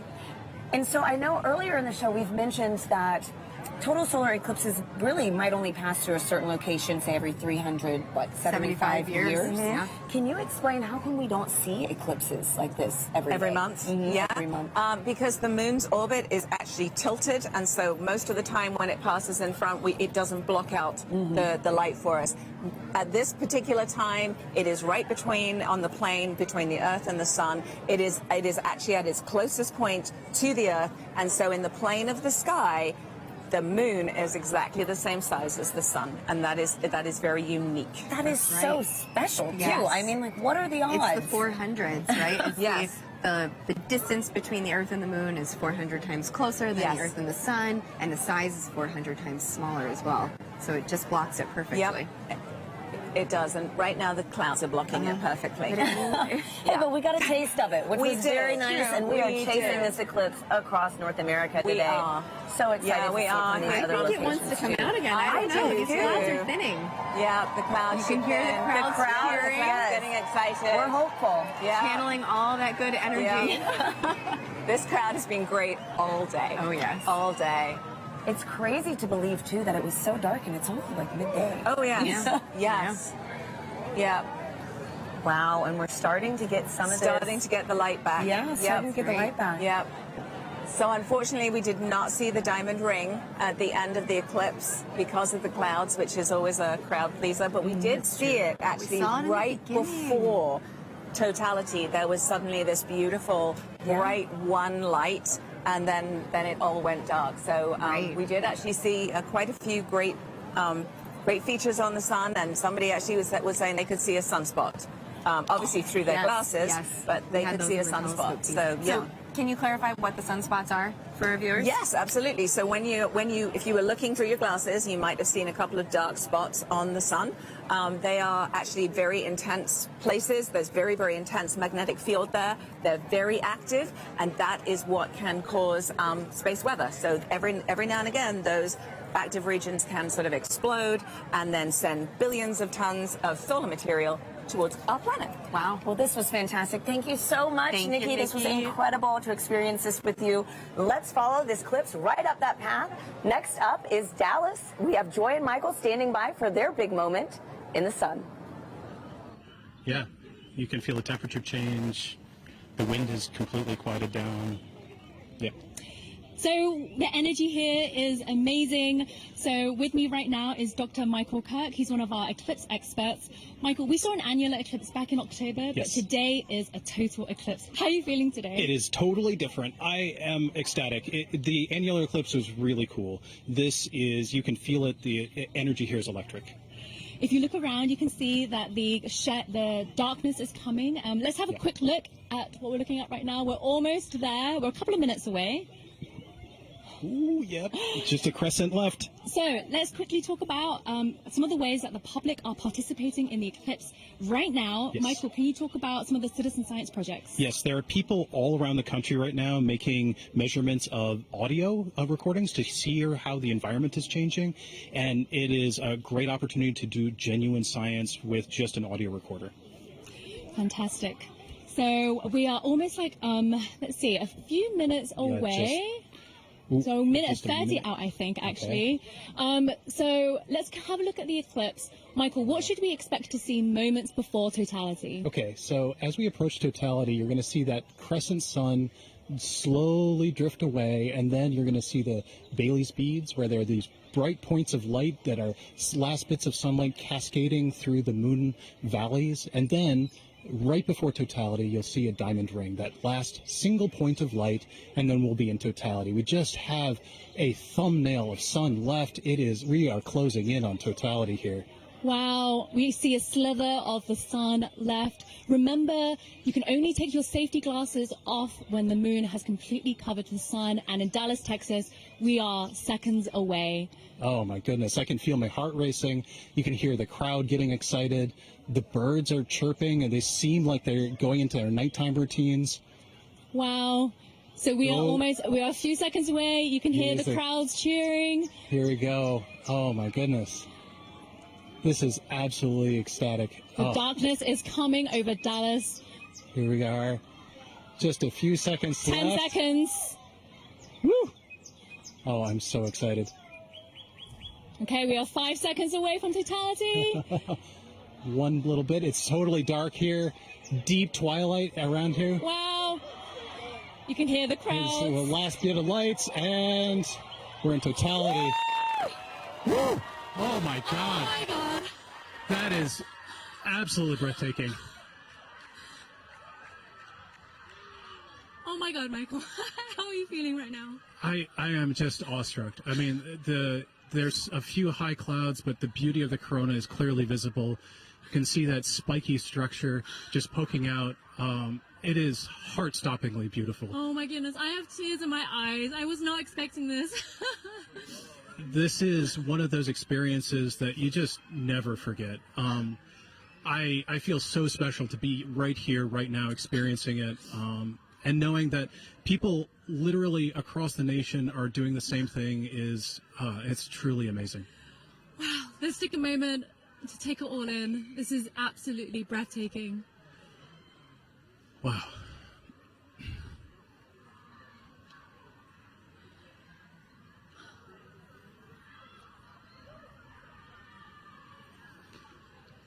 You can see that spiky structure of the corona. That's indicative of our approach to solar maximum, that asymmetrical nature of the corona happens when we're in solar maximum, and that's going to be happening in about a few months from now. So that means that this view of the corona will never happen again, ever.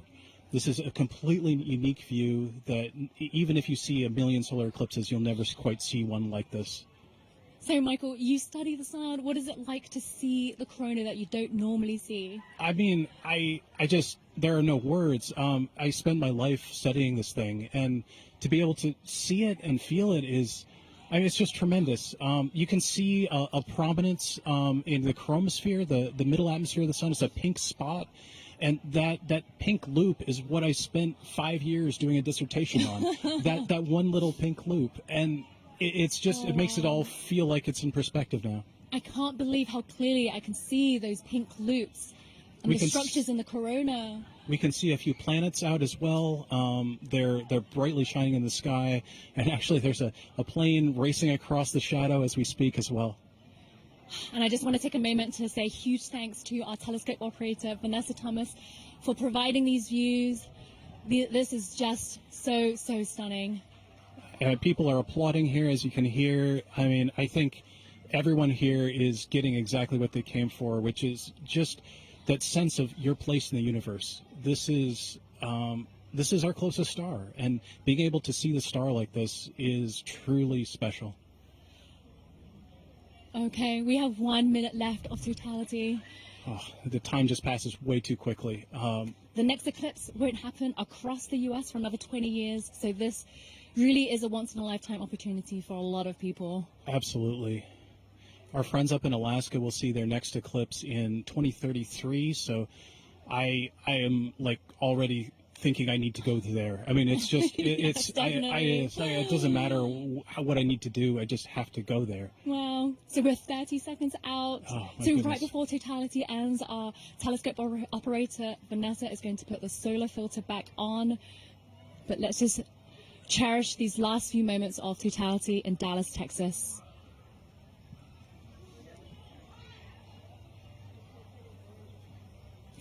Michael, what will happen right before totality ends? So as totality is ending, we'll go through the process in reverse. You'll see maybe a diamond ring, a few Bailey's beads as the sun creeps out of totality. And then we're going to go back into a crescent sun again. Okay, and there's a diamond ring again. So it's time to put your glasses back on.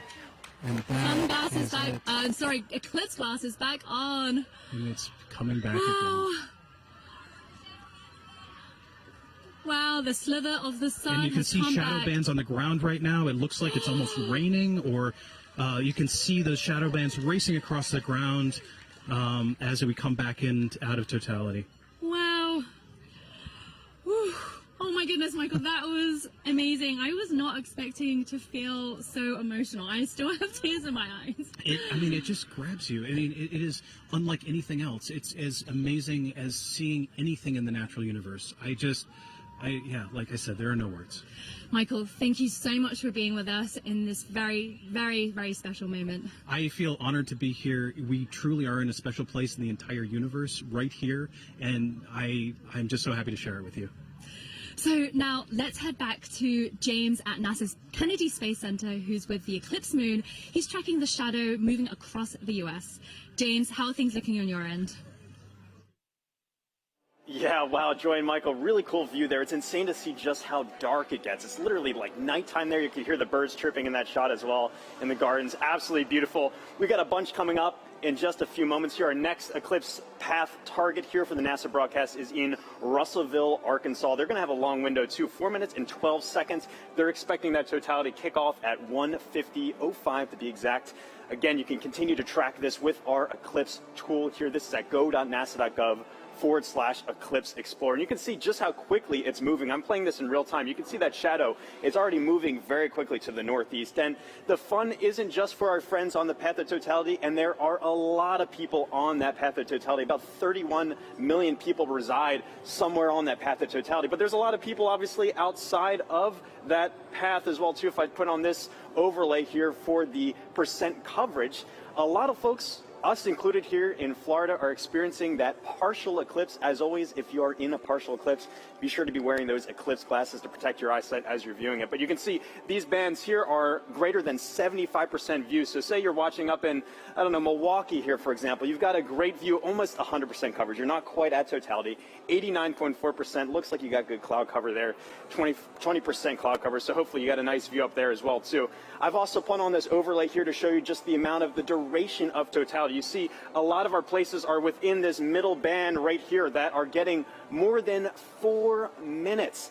May seem like a lot of time, but as you've seen just how quickly that can go by. Michael sounds like he wrote his whole dissertation, a 5-year piece on those just few moments there. This just passes so quickly, and again, if you miss this, the next time you're going to have to wait for this in the U.S. is not going to be until 2045. So again, make sure you're previewing exactly when to expect that peak time of coverage wherever you are in our path of totality or even outside of that path of totality. So a lot coming up very soon. Again, our friends in Russellville look like they have great coverage there as well too. Only 9% cloud cover, so hopefully they're getting a really nice view. But let's check in with Jasmine up there to see. Hopefully you're looking good for there. How's it looking up in your way up in Russellville? I'm just looking this way. Everything is looking absolutely fabulous here in Russellville. We could not have asked for better weather. So we are back here in the downtown Depot area, and joining us now is heliophysics expert Dr. Patrick Kane, all the way from DC. How are you feeling about your very first total solar eclipse? I'm incredibly excited. As I'm watching all of the changes, there go the crowd. As I'm watching all of the changes, I'm thinking back to the textbooks that I've read, and so it was all academic before. This is no longer academic. Yeah, so the feeling is very different than what we might read in a textbook. Patrick, just explain, describe the atmosphere around us as it's changing. Right now, as I'm looking around, of course, the temperature has been falling for the last 20 or 30 minutes, but the light is dimming, and it's dimming faster and faster and faster. It seems like it's accelerating. The crowd is definitely getting excited. I'm looking around the ground to see if I see the shadow snakes. I don't, but this is just really exciting. It really is. Honestly, like you said, we're feeling that cooler weather. Yeah. The crowd behind us just erupted. We're also feeling them fall a little bit quieter, too. Right. So we're going to take a beat of silence as we get into totality. I think we're less than about 15 seconds away. So we're going to also look over our shoulder with our solar eclipse glasses still on until we are in totality. Here we go. Just a sliver of the sun left. Getting close. Crowd's getting excited. The crowd, all around us, completely electric.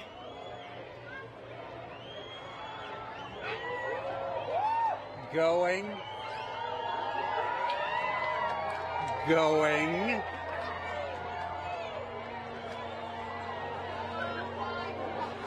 Wow. Oh my goodness. Here we are. Here we go. And the crowd goes wild. Oh my goodness. Wow. We got some Bailey's beads. Oh, absolutely stunning. That is spectacular. We see Venus over to the side there. And Patrick, it came and went so quickly, but we did see a diamond ring at the very beginning there. Can you describe to us what is that? Sure. That diamond ring effect is due to the moon not being perfectly smooth. It's got mountains, it's got valleys. So just like here on Earth, when we see a sunrise or a sunset through a valley, we just watched a sunset through a valley on the moon. Absolutely stunning. Oh my. So you said we could see one planet. I see it right there in the sky. Can we see any others as we're looking up? Yeah, we've got Venus on the over to one side. We've got Jupiter up here to the left of the sun. And there's the corona. Absolutely beautiful. That is spectacular. Now, you also said that this is happening during what we're calling a solar maximum. Now, Patrick, does that mean that the sun is stronger right now than normal? Not so much stronger, just more dynamic. It's changing a lot. During solar maximum, the magnetic field on the sun is more chaotic, it's more disorganized. So you see more random directions for the jets of gas leaving the sun. Right. That is spectacular. We could see a stream. All right, we are reaching Wow. that halfway mark already, 2 minutes into totality. There's even just a hint of a diamond ring down at the bottom. I can see it. Yeah, the we're looking lower at a limb. diamond See that? ring from Arkansas, the Diamond State. Now, Patrick, of course, as we've been talking about it, this is part of what we are calling the heliophysics big year. You are a heliophysics extraordinaire all the way from Washington, D.C. So what does that mean? Okay, so the heliophysics big year started out in October of last year with the annular eclipse. And of course, we take a pause here in the middle to watch this particular eclipse, but then it will end on December 24th of 2024 when Parker Solar Probe passes as close as it's ever going to get to the surface of the sun within 9 solar radii. Oh, wow. And I'm sure that means a lot to you because you worked on Parker Solar Probe about 20 years ago during its inception. So tell us a little bit more about that. I worked on a concept study for Parker Solar Probe back when I was a graduate student in around 2002 or so. And back then, the idea was for it to actually dive into the sun rather than orbit the sun. So it was going to be a sun dive. Wow, that is fabulous. This must be a very full circle moment for you, right, Patrick? This is brilliant. This is absolutely brilliant. And that diamond ring has been Wait a minute. That's pink. What we are actually seeing is down into the chromosphere now of the sun. We're seeing a little bit deeper than the corona. I believe it's because of the pinkish color. We're looking down into the chromosphere, which is the next layer of the atmosphere of the sun down. Oh, wow.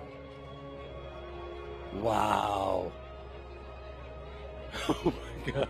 This is like nothing we have ever seen here in Arkansas and like nothing we will see for the next 2 decades, right, Patrick? That's right. It's going to be 21 years before we see it again here.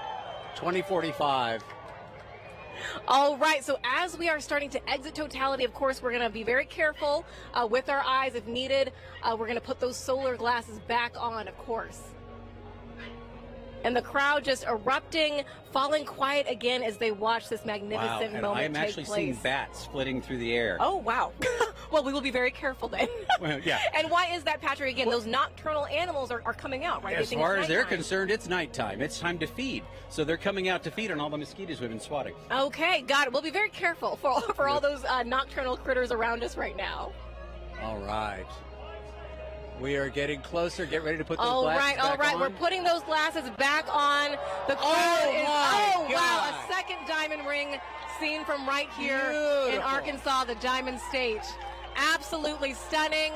Outstanding. Beautiful. Patrick, we're going to turn around now and just one question I really do have to ask you before we let you go is, are you Team Sun, Moon, or Earth? I am Team Sun. Team Sun all day long. Fantastic. I figured from a heliophysics expert like you. We want to thank the city of Russellville for hosting us, Arkansas Tech University, and our telescope feed operator, Joe Mattis. Thank you so much. Now, let's get back to James Traley over at Kennedy Space Center. James, back to you.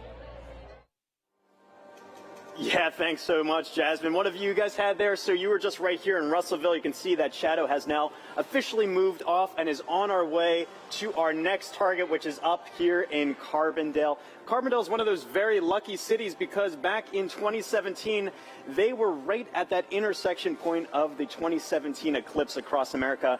They're there again this year, but the difference is they're going to have a much longer slot. In 2017, they only had 2 minutes, 40 seconds, and that's not as much as they're going to have this year, which is 4 minutes and 10 seconds in the totally eclipsed sun. A really great viewing window for them to really take in this big moment. Very exciting to be able to track that for them as well. And also some details about this tool here as well. If I click onto their eclipse time here of 1:59:15 local time, you notice this little icon comes up here. This is actually simulated based off real data from the Parker Solar Probe of what we expect the corona around the sun to look like. And as you just heard, the sun's a lot more active this time around. It's kind of like a wild hairball, if you will. Lots of different streamers and things streaking off the sun. So you've been seeing already in our coverage some really cool activity around that sun's corona. If you're really lucky and the timing is just right, you might get a coronal mass ejection streaking off the sun.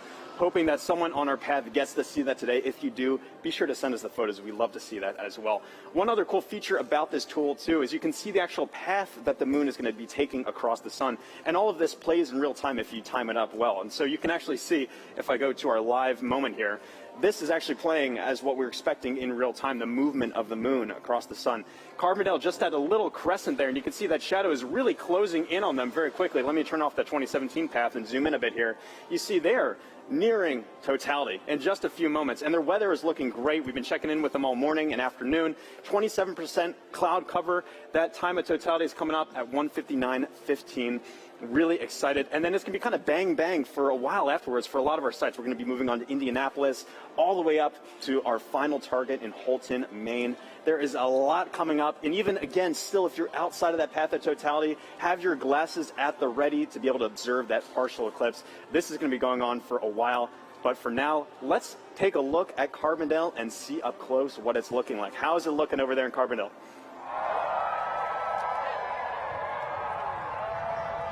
A couple more minutes. Well, the crowds are going nuts here in Carbondale at SIU at Saluki Stadium. Bob Baer is with us, and Bob, it's amazing. I'm afraid to look up. I know it's not quite ready yet, but tell us, what do you expect here for the eclipse today? Good weather. It's good weather right now. We have high clouds, so totality is going to look just a little bit fuzzy to us, a little bit hazy, but we are moments away from seeing the diamond ring here. This is awesome. Oh, I thought we saw it. I think we got about 1 minute. Okay, 1 minute away. Now, today we're having longer totality. So are you feeling the temperature change? Because I'm already feeling the temperature drop. I felt the temperature dropping about 20 minutes ago even, and the wind picking up a little bit. And I think, we got 4 minutes and 9 seconds here, so it'll continue to get cooler. And we got a lot to look at in the sky. I'm very excited. I'm looking up when I can. Oh, it's so close. It's getting very dark right now. Very dark. You can see the shadow going across. This is the start of it. It's dark over here. It's light over there. This is amazing. Crowds are going nuts. We're about to get word that we're at totality. Oh, you can see the planets. The crowds are going nuts. This is crazy. Bob, this is amazing. Here we go. Don't look at the sun yet. It's not quite totality, but you can still see some of the planets right away. Very close. You got about 15 And the crowd is very happy. shadow bands. Oh, total darkness here. This is incredible. Oh, wow. There it is. Diamond ring. Diamond ring. Wow, that's amazing. It's amazing. That is awesome. Look at that. Oh, and Bob, that's amazing. Wow. Jupiter. Complete totality. I see Jupiter. Oh my gosh, that is gorgeous. Wow, this is amazing, Bob. Wow, that is huge. So we have some prominences. I think we want to go look through the scope. Look through the scope. I'm going to walk over with you as you talk through the scope. We are right here at one of the telescopes that we have positioned here. Bob is looking through with the naked eye and so you got going to give us some feedback on that. Maybe some prominences we're seeing. What's amazing is how dark it is compared to 2017. Much darker, a lot more astronomical features. We have seen Jupiter, and I believe what planet is that, Bob? That's Venus to the right. That's the Venus. Can't quite see Mercury. I think it's obscured by those light clouds. Yeah, light clouds. But 360-degree sunset around us. This is amazing. It's going to get darker. It's going to get darker. It's going to get darker. Wow, this is already pretty dark. We are not in the middle of the shadow quite yet. Wow. Did you see it? Yeah, timer's starting. Okay, 2:46 to go. Okay. Yeah. All right, so we're getting some live data from the team here. I tell you, it's really impressive, Bob, because... Oh, my gosh, it's getting better. See that prominence at the bottom? Yes, at the bottom. There's the prominence. I see it. Wow. I keep looking I can't believe the clarity. It's so much darker than 2017. It's gorgeous. And what's awesome, we have 6 telescopes running back here, capturing data, streaming this. And that's a big important part here. This is not just capturing image to share with people watching the show. You are actually capturing scientific data that can be used by scientists everywhere. We are, and we've seen totality across North America so far in Mazatlan. Now we're experiencing it ourselves, and we'll experience it after this on the Jumbotron from the other Dove sites. It's like the most amazing eclipse train you could ever ride on. Wow. This is a bit better than 2017. Without a doubt. Without a doubt. No cloud. And you know what's interesting is the crowd is quieting down. They seem to be experiencing the moment, taking it all in. A really special moment here. Look at that. So we must be getting close to the center. Where are we at? 2 minutes? So 1 minute, 30 seconds. The corona's looking brighter because our eyes are adjusting now. I mean, that is amazing, Bob. And how much corona you see. I mean, like Oh, just wow. last time I That's didn't like see that much. Visually, oh, there goes a bat. It's a bat flying over the crowd. Oh yeah, we talked about the animals. Now Yeah. we see them becoming active. We found a Luna moth earlier as Wow. well. But Wow. that corona is about 4 times the diameter of the sun. That is massive. That is amazing, Bob. And I'm really curious 1 about minute? that prominence at the bottom. Have you looked yet, Blair? You No, have to I look. haven't. I haven't looked. So take a look. So Blair's looking through the scope now. Oh my at goodness! Totality. Oh, no, that one right at the bottom is significant, Bob. It looks like a coronal mass ejection, but don't fact check me on that because I'm just a novice. But there's actually 2 on the Bob. You got to look at that. There's 2. Look at the 30 seconds. William, 30 seconds left in totality. Jump in there. Take a look. It's great It's because close. we have Oh, it's telescopes out here for people to look at and actually see total you can eclipse see more through it. corona. And we're getting close. I don't know what you Time. guys are seeing on television. But 10 seconds. We got to cut it off. Okay, all right, here we go. 10 seconds before Up we at need to one. put our glasses back on. Okay. Oh, sorry. You're good. You're good. We put the cap back on the telescope to make sure nobody looks. What an amazing Too event, late. Bob. There's There we the go. diamond ring. There's the Nice. second one. Oh, snap. Oh, that's amazing. It's like it was scheduled. Yeah, somebody had the timing right here. Oh, my man, God. that's amazing. We will see shadow bands again here. You hear the crowd. Everybody's excited. That's there we awesome. go. What an amazing moment here at Saluki Wow. Stadium. Oh my gosh. With Bob Bear and 10,000 fans, all loving every moment of it. Bob, some final words. Well, I think we just had an eagle fly over. Okay, so but incredible. Well, that's So- one of those things you said. We saw animal reaction, we heard it, we felt it. It was wonderful. So we got to keep an eye out for shadow bands. We're going to see them again in about 1 minute on the ground here. Okay, so we'll keep looking for those shadow bands on the ground, but I got to tell you guys back at the studio, I know you guys have seen eclipses already. There's still some to come, but what an amazing moment. Back to you guys. Good weather all the way to the end. Thank you, Blair. We are in Indianapolis. We are almost at totality. With me, I have Nikki Rail, the Associate Director for Flight Programs for the Heliophysics Division, and Denise Hill, NASA's Outreach and Communications Lead for the NASA Heliophysics Division. You guys, let's get our glasses on. And you can hear the crowds start to roar as everyone gets on their glasses. We are so, so close. Ladies, what are we seeing right now? I mean, just the ambiance of this moment. It is beautiful. We're just seeing a really small crescent, but the light all around us, it's so dusky. And I'm it's just odd. It is. I'm feeling a temperature drop already, which I can't believe. It's feeling cooler. The crowd is starting to go wild. yeah. We're still Okay, seeing them here we present. go. Here we go. Getting All close. right. We are so All right, close. and the best soundtrack you could possibly ask for in the background here. Absolutely. Oh, we're so close. Okay, just a little bit left, and you can really hear the crowd Oh, taking here we off. go. They Starting to cannot go be wild. more Here we excited. go. Yeah, here we go. There we go. We're so All close. right, here we go. Almost. Almost. There. We are so, so close. And we. Oh my gosh, there's that bright diamond ring in red. All right. Oh, wow, look at that. There it I can is. see the. Yes. Oh my gosh. I can actually visualize the corona. I've always wanted to see that. Wow. Look at that. Fantastic. Oh my God, it's gorgeous. Oh That my is gosh. absolutely An incredible amazing. sight. And dark. Wow. Wow. Look at how dark it is.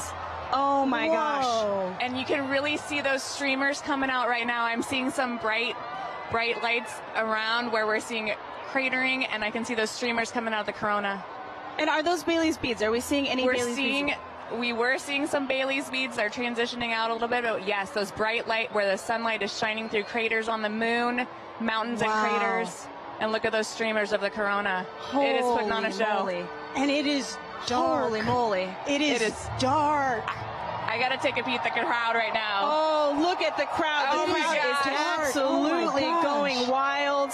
Everyone's got their phone out. It is now safe to look at the eclipse without your glasses. Wow. What an amazing sight. Folks, we've got 4 minutes here, a little under 4 minutes to enjoy this. Wow. And if you were in an open field right now, you'd be able to see a sunset, a 360-degree sunset all Yes. around us. Yes, And you I can see a can little bit of see that it. now. See the light around us a little bit. Yes. I have to say, this is my first total eclipse, Denise. This is my first total Incredible solar to eclipse. see it. Totality. Wow. This is a bucket list moment for me. This is incredible. Really a once in a lifetime, unless you're an eclipse chaser, which I'm considering it. I might become one after considering this. it. I quit my job. Wow, Oh my fantastic. Oh we my spent gosh. so long trying to see that corona and to see it with my eyes. Yes. Your own eyes. Wow, just gorgeous. I'm just in Oh, awe of like yes. being this person on this rock moving around the sun. Yes. I can't even believe it right now. Yeah, and to share this moment together with 50, 60,000 people all looking up at the moon and the sun all at once. It's just an incredible experience for all the folks here in Indy and for all the folks watching. I hope you can take, the amazing energy and excitement from this crowd. What a special moment for the United States. Wow. Oh my gosh, did you hear that? Look at this and everybody. Oh, there we my go, the goodness. crowds. Wow. Wow. Okay, so I think we're seeing.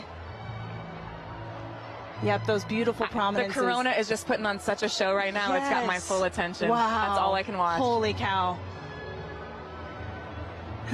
We've got some very appropriate music on, going on in the background Yes. here. This is the best version of getting mooned that I have ever experienced in my life. Don't strain your eyes. Oh, Wow. I am just in awe. There just aren't the right words to describe this. I'm just noticing it feels so strange to me right now. Like I Yes. feel the hair on my arm Wow. standing up. I feel like it's nighttime and what am I is. doing? And it was daytime. And actually, folks, we're starting to get some nighttime insects coming out. Yes, yes, we're buzzing starting from to the see lights. bugs. Yeah, we are seeing bugs Yes. tonight. It's hard to hear them over the crowd, but I can definitely see them Yes. flying. Yes, I think the animals are a little bit confused. Nikki, while I have you, we've got a lot of programs at NASA looking at the sun. No eclipse glasses required. As the Associate Director of Flight Programs, tell me, what can we expect NASA to be sending to the sun in the next few years? We are so lucky in the midst of this incredible time of Solar Max. We're getting ready to. Oh, I'm seeing a diamond ring right now. The I'm diamond seeing a ring. diamond ring. Take a look. Take a look.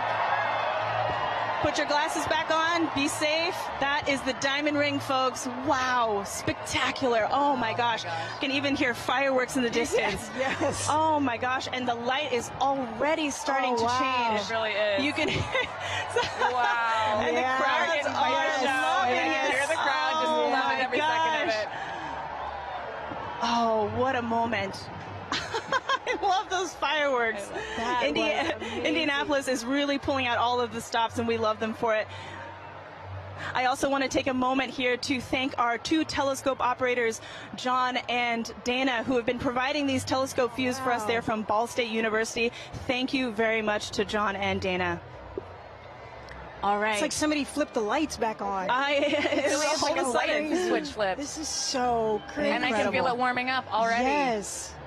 Wow. This is so amazing. Incredible. Well, this is an incredible moment and an incredible moment for the Helio Big Year. Ladies, thank you so much for joining us. This has been fantastic. Thank you for having me and sharing I'm this. so amazing- excited to be Yes. here and to see this incredible sight. Absolutely. Megan and Sarah, back to you. Oh, that was so fun to experience, and I can't wait for us to do it now. Take a look at this drone shot where you can see it definitely got noticeably darker. We feel it here. It's colder. The crowd is cheering now. They're ready for totality here in Cleveland, Ohio. We are less than 3 minutes away, 2 minutes and 18 seconds away from totality here in Cleveland, Ohio. The crowd over here to our right really going feel the crazy, excitement. feeling the excitement.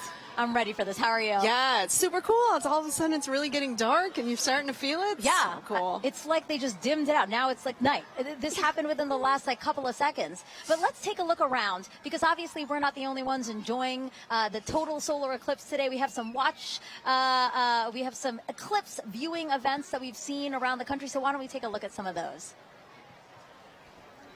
Wow. Oh my gosh. So this is cool. Times Square. That's the NASDAQ tower. And they are taking our feed live right now. And we're seeing awesome. Cleveland, Ohio sun. They're only going to get a partial eclipse today, but they get to watch our eclipse with us. So. Yeah, I'm really glad that they can do that. Wow, look, that sliver of a crescent just left. It's actually perfect on that building. It's beautiful. The shape of that building, right? And we can see some people in the foreground taking a look, stopping to watch. It's hard to stop in Times Square, right? But they're stopping to take a look at this with us. Beautiful.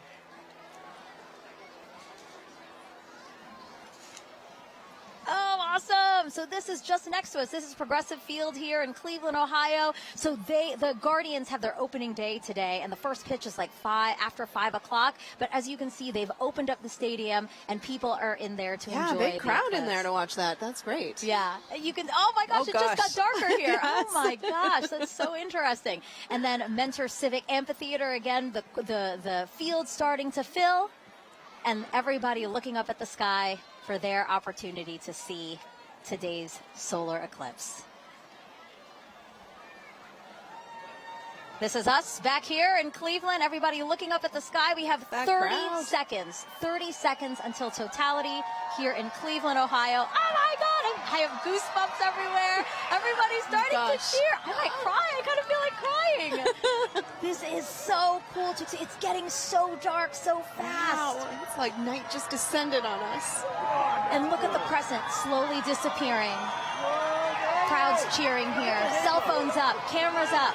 5, 4, 3, 2, 1, and totality. Totality, everyone.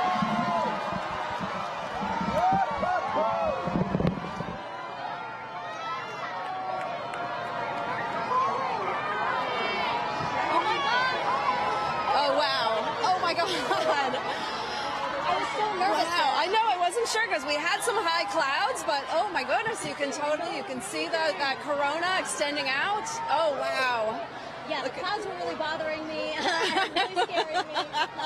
It did get very cloudy here in the last hour and a half, but we have a great view here in Cleveland, Ohio. Yes. Wow, Wow, look at the corona. You can hear the crowd. Wow, everybody's got their phones out. Oh my gosh.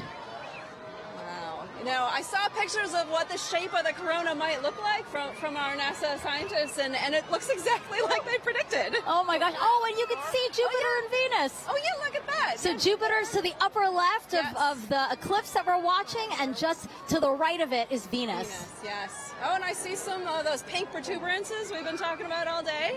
Wow. Beautiful. And again, all around us you see light, but just at the top where we are. 360 sunsets. Exactly, Yeah. exactly. Yes, Indianapolis had described that as well. Woo! We have totality here for 3 minutes and 50 seconds. That is such a luxurious amount of time. I saw the 2017, I think we only had about 2 minutes. So. And why is that? Why does the length of totality differ? Oh, yeah, well, because sometimes the moon is a little closer, a little further away. Its orbit's elliptical. And so when it's further away, it looks smaller in the sky. But when it's closer, it looks bigger. And so we get a little bit more extra time. Look at the prominence. You can see it on the bottom. On the bottom there. So pretty. Wow. It's like bright pink. That is insane that you can see it from there. From here. Yes. Just like the power of our sun. I'm truly in awe right now. And cold. I'm in awe and cold. It did drop. It is noticeably 10 colder. degrees. It's like, yes. Yes. Looking around to the crowd. A lot of people videotaping it, trying to take photos. It's the lovely backdrop of the Cleveland skyline. Yeah, that's beautiful. We have the stadium right next to us. Oh my gosh. And again, thanking the Great Lakes Science Center and NASA for hosting this event here in downtown Cleveland, Ohio. It's great to sort of join humanity to all come together at once and experience this together with such a great Oh, group look at the of screen folks. right now. Here's a shot of the skyline. Oh, wow, the wow. sky looks on fire. Beautiful.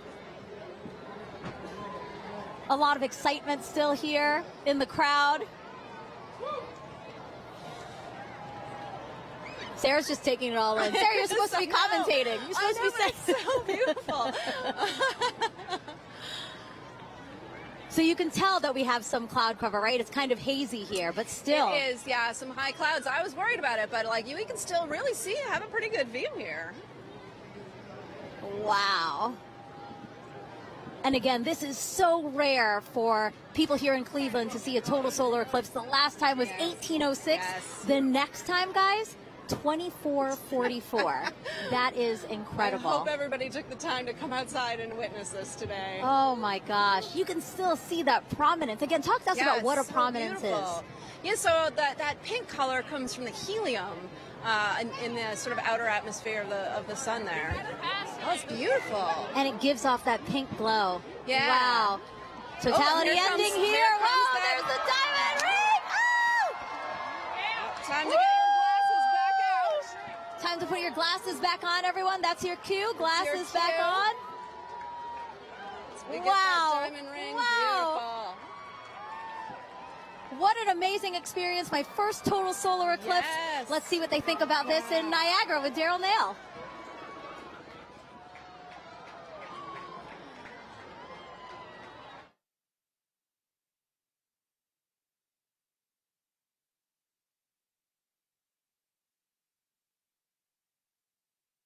Over the entire area. You can hear the crowd erupting at various moments when the eclipse has been seen, but we are under pretty cloudy conditions, and David Sheeny is with us. He's a program executive with the Heliophysics Division. David, this is a challenging situation to be in order to try to see this eclipse. We've seen glimpses. We have seen glimpses, so we're basically spending our time staring at the sky, hoping for a little bit of a glimpse of what would be a totality. So right now, the sky has just completely gone dark. You see all the lights, basically, everybody's cameras and everything else are all making it lighter. And it's gotten significantly colder as well, just over the last several minutes. And it's like, it's fascinating to see it go night like this. We've been listening to everybody across the country enjoying totality and seeing it clear. That's not the experience we're having here. In fact, it's so cloudy that our telescope operator, Jessica Bellina, who's working very hard to try to get a lock on it, has not been able to get that telescope feed dialed in because she has to have a view of the sun in order to see it.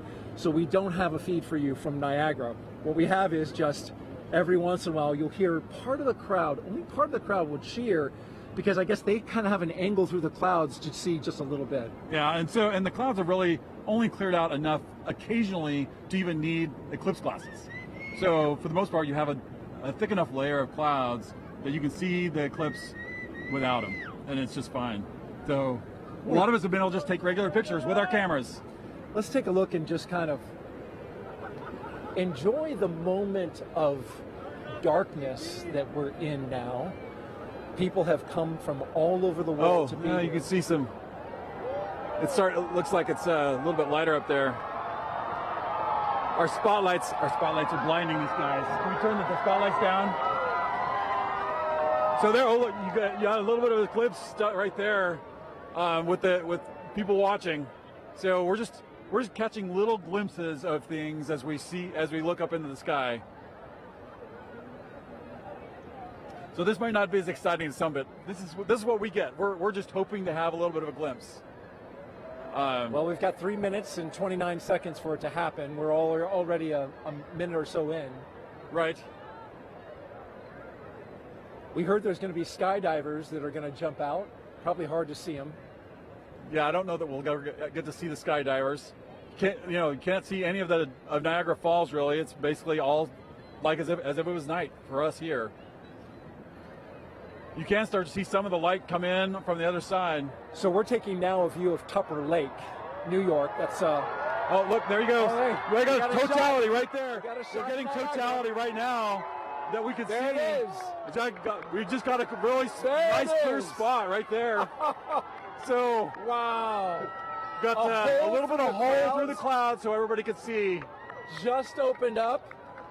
And now that was the roar from the crowd that you just heard, and just as soon as it showed. So yeah, we're continuing to watch the totality that we're getting right now.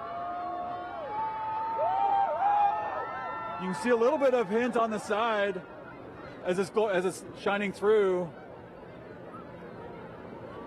Down there, duck down. Yep. Jessica, so did here you we get go. We shot? have another Did you get view, a lot little on it? bit, another little Were you able view to get right lot? here. No. As it's starting to peek out around. Oh, there it is. So we're getting starting to peek diamond. out just around right there. Yep. Well, totality is complete. Yeah. Well, that was a fun experience to watch and hope for, like just everybody else around here, hoping for a view. And we got it. That was a unique experience. Bring the lights up. And suddenly night is turning into light and day. Yeah, we're getting some light again. Oh, although that's a lot of light. I was worried there for a second that we weren't going to get anything. David Cheney, thank you so much for joining us. Appreciate you sharing this experience. I was really worried that we were going to see something. Fortunately for everybody here in Niagara Falls, we got to see a little bit of the eclipse. And yes, we did. That was great. We're cheering now. Thank you very much. All right, you're welcome. As we take a look around the falls, and people have not moved. They are still looking up, enjoying the partial eclipse now. We're going to bring in Jeremy Hansen. He is a Canadian Space Agency astronaut who has been at the falls with us for the past few days. And Jeremy, you're going to be on Artemis 2, of course, the mission. We'll talk a little bit about that. I'm going to be looking over your shoulder here, Daryl. Hey, make sure you put on your glasses. Well, we're still pretty safe. We got a lot of cloud cover, but That's true. That was actually, I think, exceeded expectations. Well, I mean, when your expectations start off with just clouds everywhere. Yeah. And I didn't think we were going to get anything. How did you feel when it finally poked through? I felt like success because we all really wanted to see it in totality, and we might have only saw it for 5 seconds, but we did get to see it, and we could see the corona, and that was just very special for me. So I really like that. And then when it passed totality, it was like this amazing, hopefully the camera captured it, but just like that amazing sunrise just coming across the clouds. Actually, the clouds kind of made a nice backdrop for it, so that was pretty special. That was very unique, very special. I'm so glad and a little relieved that we got to see a little bit of it. That was the moon passing in front of the sun. You're going around the moon in September of 2025, currently scheduled for that. You'll be the first Canadian to do so. You just saw a real special moment. That's another one. What are your thoughts on getting ready to take that big trip? You can imagine I have a lot of thoughts about Artemis 2 and what Reed, Christina, Victor, and I are getting ready to undertake. But if I have to boil it down, a lot of it comes down to pride. I'm really proud of humanity for taking on these big challenges. I'm really proud of the United States for their leadership, for creating this opportunity where other countries can express our genius, bring real contributions to the program. And now Canada is going to be the second country in the world to send a human into deep space. And it's got nothing to do with me. It has to do with the genius that the world is sharing. I just love that. That's amazing. Want to mention real quick, we are in full totality up at Tupper Lake, New York, not far from here in northeastern New York. We're here in western New York where light is continuing to shine and get a little bit brighter. It really is special, and we really felt that in the 4 days that you were here interacting with the public. Was that your sense? There's a lot of excitement around this celestial event that's happening and around space exploration in general, which I find really uplifting. I don't think space exploration solves all the problems or challenges of the world, but I do believe it is one of the pillars of those solutions. It doesn't matter what problem you're looking at, space plays a role. And I love it when I see our youth getting fired up about, asking me, how do I work at NASA? How do I work at the Canadian Space Agency? We're on the U.S. side here, but I've had some Canadians come up to me. It's just something that brings us together, this, the spirit of humanity. Just like this experience we're having here, it's a very, it feels like community. We're all out here, just humans, just being humans and sharing something special. And sharing it together was really neat, that communal part that you talk about. Like, I felt a little bit of a bond with everybody here now. Yeah. You as well. Appreciated seeing you and having dinner over the past few nights. Just happened to work out coincidentally. Yeah. Really enjoyed the time. Great words today, and we will all be rooting you on for your mission coming up in September of next year. So good luck. Be safe. We'll be rooting you and your crew on. Thank you, Jeremy. Yeah, no, we'll take it. I appreciate that. And I don't know if you saw it when you're on camera because you were busy, but the birds, they just went nuts in totality. Did you see that? No, I didn't see it. They're all up here. They came out of the woodwork. I mean, there's been birds all day, but it was sort of like birds filling the sky. I thought that was really neat to see. Anyway, thanks for having me today. It's a pleasure to be here. Thank you for fill that out in your Citizen Science Journal. Make sure you put that in there because we're doing that. All right, thank you, Jeremy. And I just want to say thank you also to New York State Parks, Niagara Falls specifically. We couldn't have done this without you. So thank you very much. Definitely. We're going to throw it now to Kennedy Space Center where James Traley is tracking totality at Tupper Lake. James? That's right, Daryl. Yeah, we are still in totality in Tupper Lake. We are nearing the end of our eclipse across North America. You can see our last target of the day, Holton, Maine, is all the way up here, almost off your screen.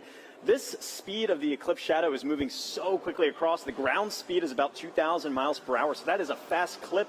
If you're in the path of totality, really take full advantage of those few fleeting moments to observe this moment. If you're not in that path of totality, or if you missed it, hopefully you didn't miss it because we've been tracking it all day here showing you. If you did miss it, I'm going to zoom way out here and show you what to keep an eye out for in the future. So this is going to be the eclipse path in 2045. We're going to come through parts of Montana into North Dakota in 2044.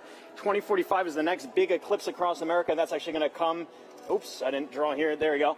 That's going to come all the way from California into parts of Florida there. That is in 2045, so a long time to wait. So really take full advantage of those fleeting moments to be able to observe this moment. I'm going to click on Burlington here, who are also in that path of totality, experiencing that right now too. So just an incredible moment to really see all of this. And Tupper Lake, again, they're still, I think, experiencing that last fleeting moment there.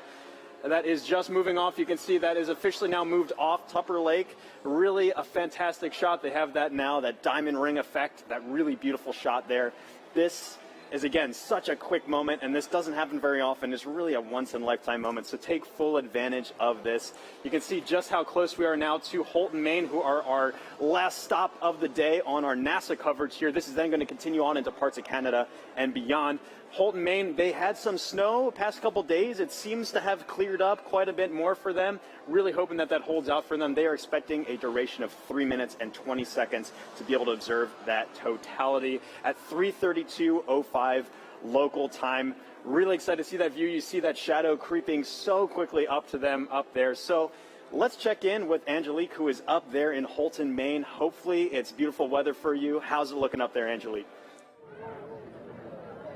James, it is looking awesome up here. We are just a few minutes away from totality. You can hear people announcing it in the back, and people are getting excited, as am I. And here to share in all of that excitement with us is actually Dr. Eric Smith, the program scientist for the James Webb Space Telescope. Eric, it's so great to have you here. Oh, it's great to be here, Angelique. This is really exciting. Eric, is this your first eclipse? This is the first totality I'm going to see, so I am super psyched, and I am delighted to be here in Maine to experience it. Yes, and so we've actually been kind of watching as it slowly gets closer and closer, right? And what are we? We're starting to feel it getting kind of cooler. We're seeing the shadows change. Yeah, we're seeing the light is definitely different from when the sun sets and the shadows get a little diffuse. Here they're still sharp, but the light is diminishing. Your brain tells it something different is happening. Something is definitely up. So speaking of up, that's where the James Webb Space Telescope is. And what's interesting about the telescope is that it actually can't look directly at the sun, just like we can't. Yeah. Can you tell me a little bit more about why that is? Sure. We designed Webb to look for very faint things in the distant universe, so it's very sensitive for very faint things. Of course, the sun is very bright, and so we had to make sure that it could never look at the sun. We use solar power to power the spacecraft, but the telescope can't look at the sun. That makes a lot of sense. Now, as it's starting to get a little bit closer to all of the cool phenomenon, the Bailey's beads, the diamond, let's go ahead and put on our glasses. All right. So that we can look up and continue chatting. Wow. Just a little bit left. That is incredible. Wow. So, Eric, I have a couple more questions for you. Another thing that I was wondering about is how we can use actually eclipses to study exoplanets, which are planets outside of our solar system, using, I think, the transit method. Is that what that's called? Yeah. Right now, during an eclipse, the moon Sorry, you can hear everybody getting excited. We're getting very close to totality here. The moon is transiting in front of the sun just the way planets that orbit around other stars transit in front of the star. So Webb can look at those exoplanets and use the transit just like we're staring up at the moon transiting the sun. Gotcha.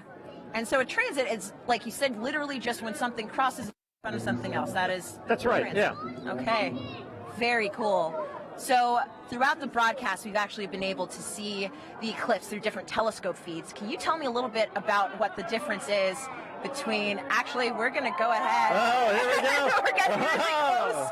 Oh my gosh, it looks like just a few more seconds until we are in complete totality. Oh my gosh. Oh. 5, 4, 3, 2, 1. You can hear everybody cheering. This is incredible. So let's go ahead and take off our glasses. We are in totality now. Oh, you can see the coronal spikes. My Amazing. That is beautiful. Incredible. You can see a planet in the sky that you couldn't see before. Oh, wow. And I think, is that one of the, oh gosh, the there's some drone. There's a drone up there in the sky, too. Oh, my goodness. Oh, wow. It's incredible. The rays that you can kind of just see coming off of the corona. Yes, yeah. Stunningly beautiful. Yeah, that's got to be one of the most amazing things I've ever seen. And you can see the gradation in the sky color down to the horizon, Oh, too. my goodness. Yeah. I am seeing a bit of that 360-degree sunset. Yes, yeah. That is really cool. It's amazing. Even though we're in the total shadow here, there's still the corona is still pretty bright. It is incredibly bright. You could read by the light of the corona. I think I would have some trouble reading, but I probably could. I could technically read something. So, Eric. Oh, and actually, we have the International Space Station flying over right now. So they are actually seeing not one, but two views of the eclipse. They're able to see not just the moon passing in front of the sun, but they're also able to see the shadow of the moon passing over Earth, which is absolutely incredible. I mean, I can hardly imagine a view being better than the one we have right now. But if there is one, it's probably on the space station. It's from the space station for sure. Wow. So, yes, they're able to take some pictures of that, and that is just incredible. Just incredible. One of the things they told people to do if you're far away was to hear how nature changed, and it was interesting here. We're, of course, surrounded by a lot of people, just to hear their reaction when we went into totality. It's true. The humans in nature have not gotten quieter, but louder, I would say. But, I mean, you can definitely hear the loudness has a different kind of character to it. There's almost like I don't know if wonder has a sound, but I think this might be it. Yeah. Hushed awe. Yes, hushed awe. That's wonderful. And I can see just one little red, I guess, like protrusion coming down little there. red spots almost. I noticed those too. That's cool. Now there are two. Yeah. Wow. That is just so cool. Yeah, I like the 360 sunset. It's a little hard to see behind us, but it's. Oh, we've got at least one or two drones. Yeah, some. Our robot overlords. Of course. And so, Eric, I know that, clearly with the drones, people are starting to get involved in the eclipse, and I know that there are lots of ways that people can actually get involved. One of those ways is with citizen science. Right. Do you mind talking about some of those opportunities, how people can actually... Sure. We had citizen science programs where people could use their cell phones to take pictures during the eclipse. And we're getting ready to come out of totality. And here we go. Oh, there it is. Oh, it's peeking out. Oh. Everybody is cheering. We have just made it to the end of totality. We're starting to see the sun just peeking back out amazing. Again. Now just look at the ground, how much brighter it's gotten. It is already so much brighter. That is so wild. That was probably one of the most amazing but also fastest 3 minutes of my life. I wish I could do it all again. Yeah. All right, well, that was incredible.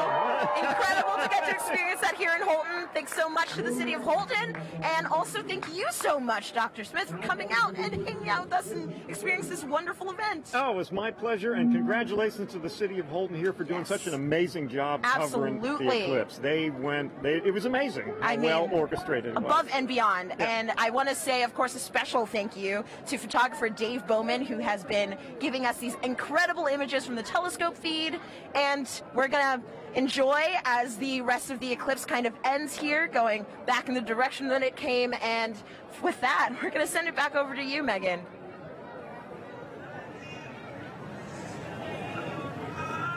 Alrighty. Thanks, Angelique. So, Gina, I mean, what do you think? Like, we literally have just watched the eclipse travel, what, about 2,600 miles? Going across Mexico to Maine. Yes. In like, what, about 88 minutes? That's right. It's so fine. fast. That 1,900 miles per hour that the shadow's traveling. I mean, did you have a favorite location? For me, I think between Russellville and Dallas, just getting to hear some of my colleagues and their excitement Take too it was in. amazing. Oh my goodness, yeah, no. So, I don't know, I have to be a little bit biased. We did have some cloud cover here. We did. But to see it with your real eyes was just... And we had that moment, which was... We did, yes. Oh, it was amazing. And so it's really cool, too, just to think about how millions of us now have this shared moment of what could be a once-in-a-lifetime event. It's true.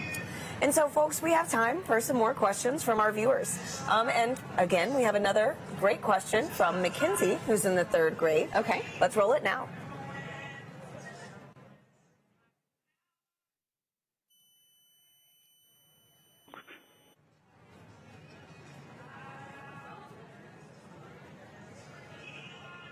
Hi, my name is Mackenzie. I am in 3rd grade. My question is, what is the difference between a lunar eclipse and a solar eclipse? Thank you for that question, Mackenzie. Okay, let's talk about the difference between the eclipses. Now, the solar eclipse that we had today is when the moon crosses between the Earth and the sun.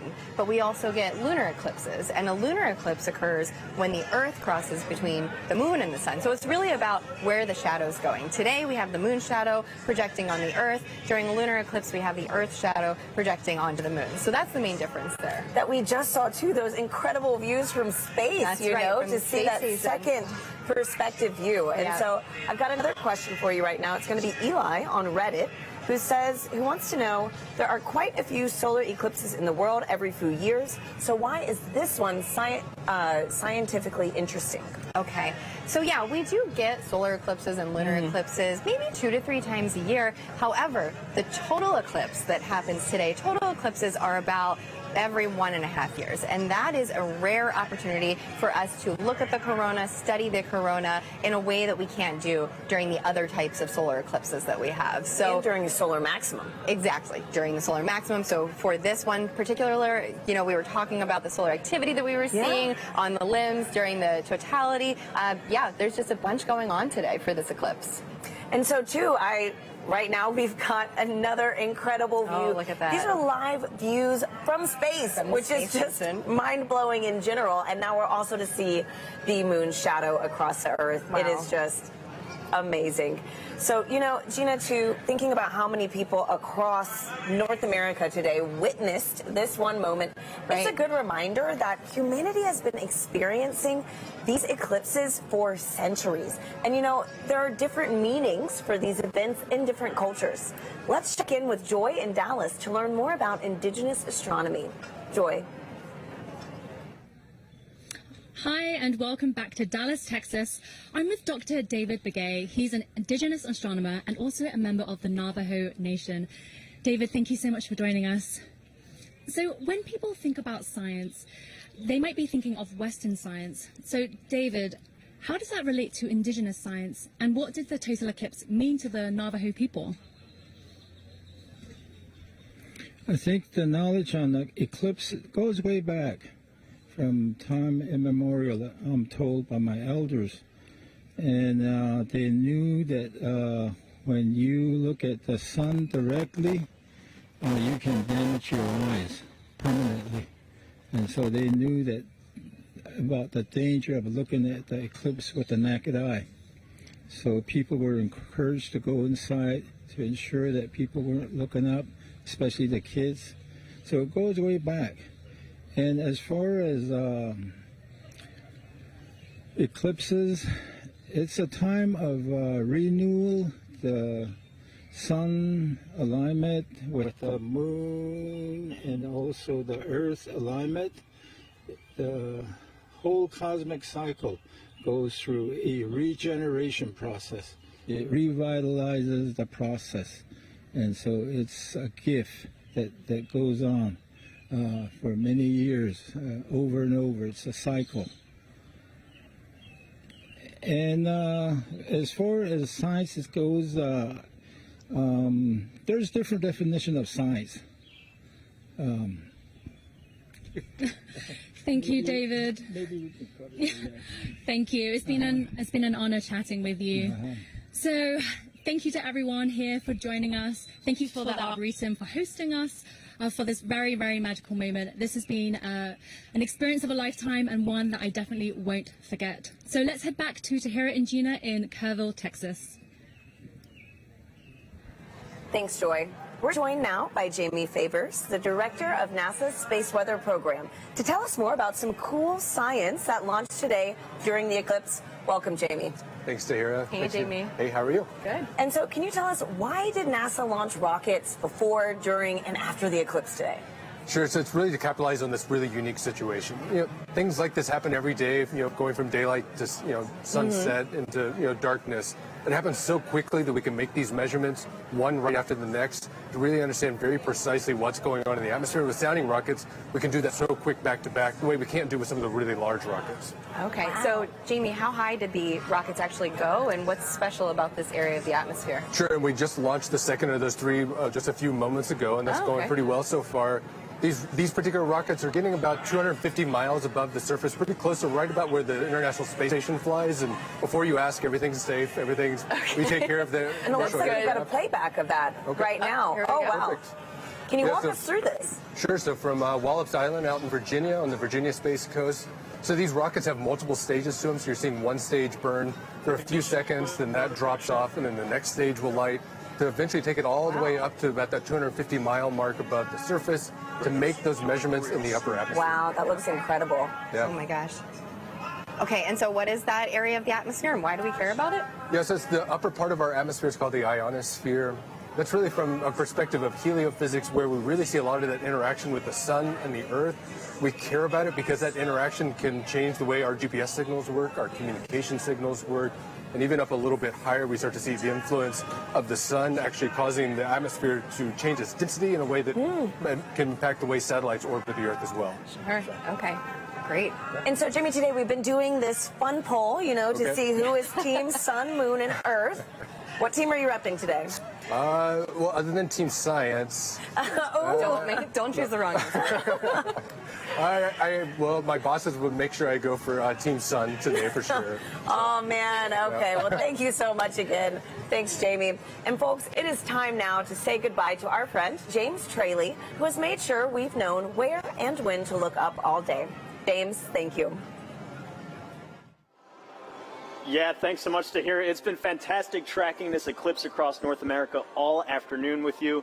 If you're still in the path of totality, you might be in a boat somewhere off the Canadian coast taking this all in. I hope you enjoy that view, that fleeting moment. We've made a big journey across. I can zoom out here on our eclipse board. You can see we started all the way down here in Mazatlan, Mexico. We've trekked all the way across and are now, like I said, breezing past Canada now into the Atlantic Ocean. It's been fantastic to track this. And if I turn on the shadow of our penumbra, you can see this highlighted area. Anywhere in there is still experiencing a partial eclipse. So if you're in that partial eclipse area, be sure to have your eclipse glasses at the ready so you can take in that fleeting moment. We just went outside a few moments ago here at Kennedy Space Center to take it in. It's fantastic, beautiful views, really cool to see. You got like a little chunk out of the sun there for us here, only about 50% coverage, but still fantastic to see. So really, it's been phenomenal. We've lucked out in general with the weather all of today too. That was the biggest concern I had going into the day here. It's been beautiful views up and down here, and so really fantastic to see this. Really been a lot of fun tracking this with our Eclipse Explorer. A big thanks again to our scientific visualization studio for putting this tool together.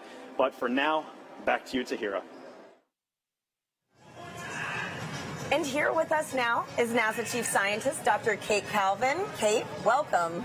Hi, Kate. Hi, nice to be here. So happy to have you back here again. I know we had the pleasure of sharing the stage together for the annular eclipse. Right. Now, with today's total solar eclipse, can you tell our viewers what would you say is the #1 takeaway from today's events? I would say the #1 takeaway is that our universe is beautiful and understandable. We all got to experience this together today. love we could this, predict when it would happen, and we did a lot of science today. That's great. So speaking of the science that was conducted, how does that fold into kind of the greater science that we're doing with NASA in the future? Yeah, so we did a lot of science today, and a lot of it really complements science that we do all of the time. So one of the things we were really looking at today was the corona. The moon blocked out the sun so that we could see that part of the sun's atmosphere. But we also have a mission called Parker Solar Probe that's orbiting closer and closer to the sun so that we can study the corona with that.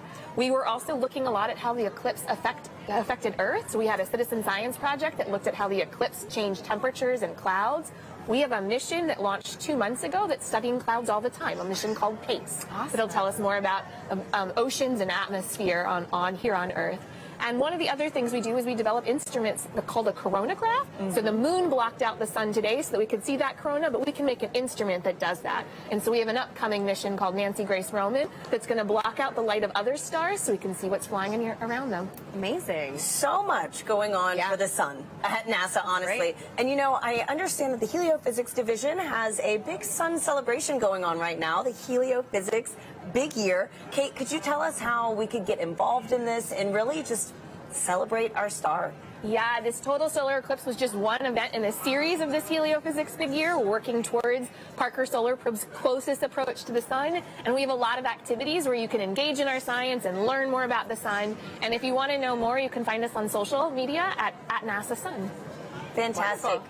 Thank you so much, Kate, for being here with us. It was really special to share this moment with you. Thanks, Kate. Nice to be here. And Gina, this has been an honor. I mean, my goodness, has been. to have the annular eclipse with you, then to share this total solar eclipse with you. I know. Thank you so much. And do you have any final thoughts?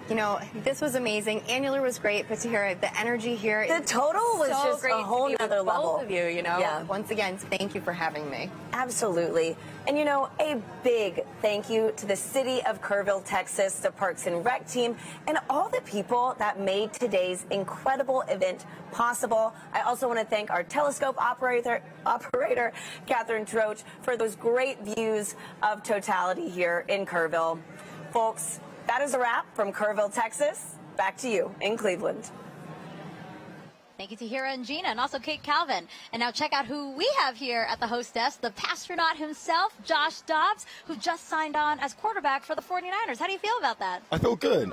It's exciting times. Obviously, I spent a couple years here in Cleveland. Got a chance to have some fun over at NASA Glenn during my time here. So it's cool to be back and taking the Eclipse Fest here in Cleveland. But looking forward to the future in San Francisco. I know NASA's doing some great work out there on the West Coast, so we'll be able to stay tuned to that as well. Yeah, so for people who don't know, the Pastronaut nickname comes from some incredible plays you had last year, and also you have a background here with us at NASA with some externships, but also you're an aerospace engineer. So how did it feel being back here specifically in Cleveland to watch the total solar eclipse? It felt really good. When this event was put on my radar about a year ago in last offseason, they're like, hey, the eclipse is coming straight through Cleveland. We'd love to have you here. It's going to be a once-in-a-lifetime event to be able to experience it, especially right here on the beautiful Great Lakes, and obviously have some great weather today. So I marked on my calendar a year ago, and to make it back here and take it in, and get a chance to hang out with the city I spent 2 years in, it's been great. I think the biggest thing that I've enjoyed is just seeing the interest from the city of Cleveland and how many people traveled here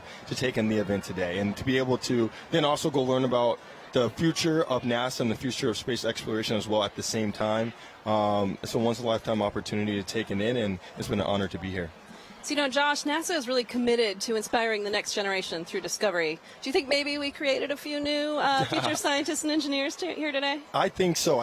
There's a wealth of youth walking around here and taking in not only obviously the blow-ups and the displays outside, but also the Great Lakes Science Center inside, and just seeing the history of the space program. I think that gives them perspective. And so that's just like NASA, that's been my approach. I think the youth, obviously, is the next generation. They're going to have a tremendous impact on the world, and being able to inspire the youth out here and the youth across the country that if you have interest in STEM and also are really good at sports, you don't have to split your eggs you don't have to split up your eggs, right? Like you can go out, put all your eggs in both baskets and work hard to achieve those goals and dreams. Now, Josh, we have time for one other question. It's the most important question we're going to ask you. Okay. Who was the star today? Was it the sun, the moon, or the earth? Say the right thing, Josh. Say the right thing. Drum roll. The star of the day was the moon. I gotta go with it. I gotta go with the moon. I agree. I do. All right. Well, I appreciate your honesty. Right. I appreciate your honesty, and I really appreciate you being here. Thank you so much, Josh, and it was great to have you here with us. Thank you guys for having me. All right. So we talked about this controversial but friendly competition. So actually, we asked you guys to vote. We have the results of that poll right now. Let us bring it up. Wow! Hey. All right. Congrats, Sarah. Congrats. Thank you. Team Earth, 26%. Team Sun, 26% as well. But Team Moon, 48%. Congrats, Team Moon. Go today. Team Moon. All right, again, thank you to everyone who participated. We were the real winners of today, though, those who got a show. But we're going to send it back over to Indianapolis for another really important interview. Thanks, Megan. We are back here in Indianapolis. It has been an incredible day, and it is not over yet. With me, I have Jake Bleacher, the Chief Exploration Scientist for NASA. Jake, welcome. I could not be happier to be here. How was that eclipse for you, really quickly? That was amazing. It's getting warm again. I still have my fleece on from when we were in totality.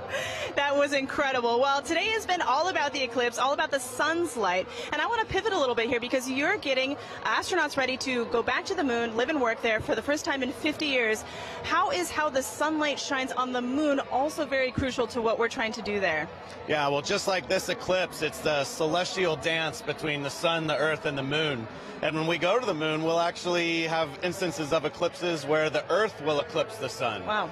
So it's something to think about. But we're really interested in the lighting in the South Pole. Our Artemis 3 mission will land astronauts at the South Pole.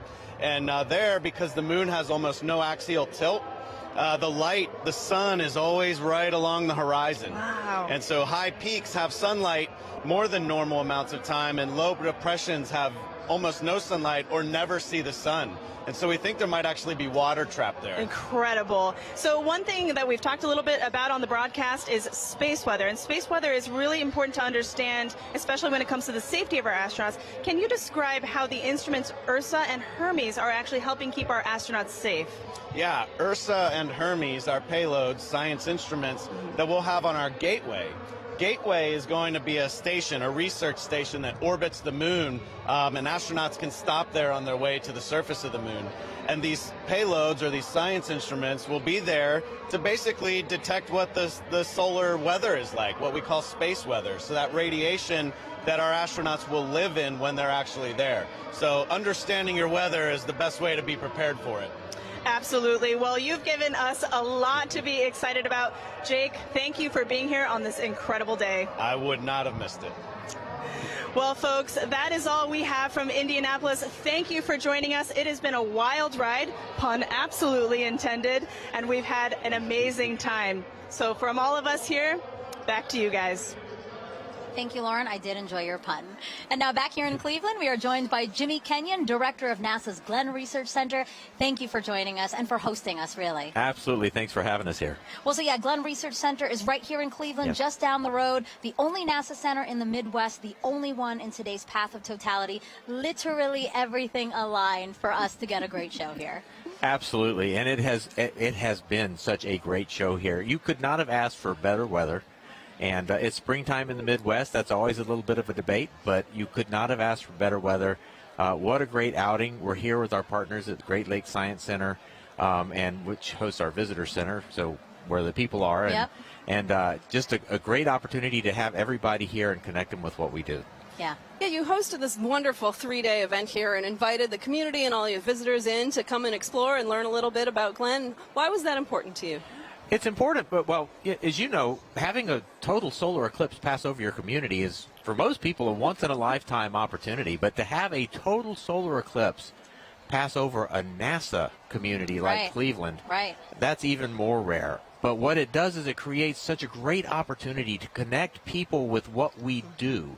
Everybody is here paying attention to our planet, paying attention to the moon and the sun and how all of these things work, our solar system and our universe. And that just gives us a great opportunity to say, this is what we do. Right. And connect people with that. And that's, you can't pass that kind of an opportunity up. Right. And speaking of all, like you said, the science, all this discovery that we're enabling today by the eclipse, let's talk more about the science, I know that nothing flies without Glenn. That's what you love to say, Jimmy. That's so right. Can you explain the center's critical role within NASA? At NASA, Glenn, we work on aircraft propulsion, spacecraft propulsion, power for both aircraft and spacecraft, communications.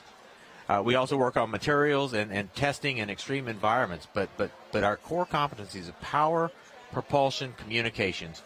No aircraft and no spacecraft flies without those three things, and they never will. And so NASA Glenn is literally part of virtually every NASA mission. Well, Jimmy, thank you so much. I really appreciate you being here and, again, hosting us. This was a wonderful event. I know so many people joined us here and really enjoyed it because we were watching. We were looking out at the crowd. Yeah. Lots of smiles. So really, thank you so much, you and the Great Lakes Science Center. And thank you for being here and being part of this with us and really putting NASA and NASA Glenn on the map here for us. Thank you, Jimmy. Thank Thanks so you. much. Have a great day. All right, and a big thank you to our whole team positioned across the path, from our correspondents to our experts and our telescope operators. We couldn't have done it without all of you. And Sarah, as we're taking again this aerial shot of the Great Lakes Science Center, so beautiful. Such a wonderful way to experience my first total solar eclipse, and I hope you had a good time too, because I know this isn't your first total solar eclipse. No, this is my second, but it was really great and special to be able to experience it with you and all the folks here. Yeah, we did notice that people right after, the people were like, whoa, they were trying to get out. There's a lot of really fun events happening in Cleveland, so there's a lot of people in downtown. So I hope that they took some time to look up today and really enjoy what they saw. Yeah, and not only all of the great views that we had, but we also really did some cool science today too. Yeah, really, really cool science. And actually, yeah, let's talk about that. NASA's heliophysics big year isn't over yet. We had the annular eclipse, then we had the solar eclipse, and now talk to us about what's happening in December. Yeah, coming up on Christmas Eve, in fact, Parker Solar Probe will make its closest approach to the sun, 3.9 million miles, which still seems like a long way to me, but apparently that's actually pretty close. Yeah, I can't believe that's happening. Again, just that it's all, we've been saying this all day, aligning. Everything is aligning for us to have a beautiful show.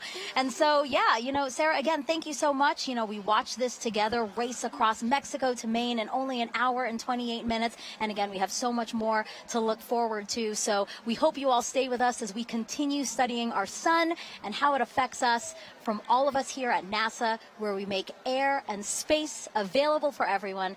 Thank you for watching, and enjoy the rest of your day.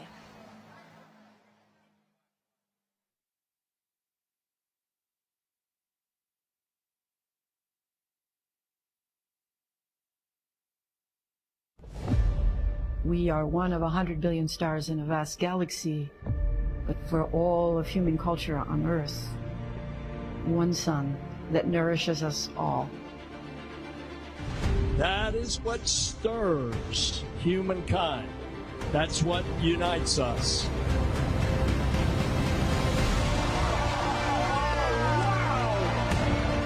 Experience the wonder, the beauty, and the power of our star. One sun across space, time, and culture. Let us continue the quest to unfold this universe. And let us continue to find unity in our discovery.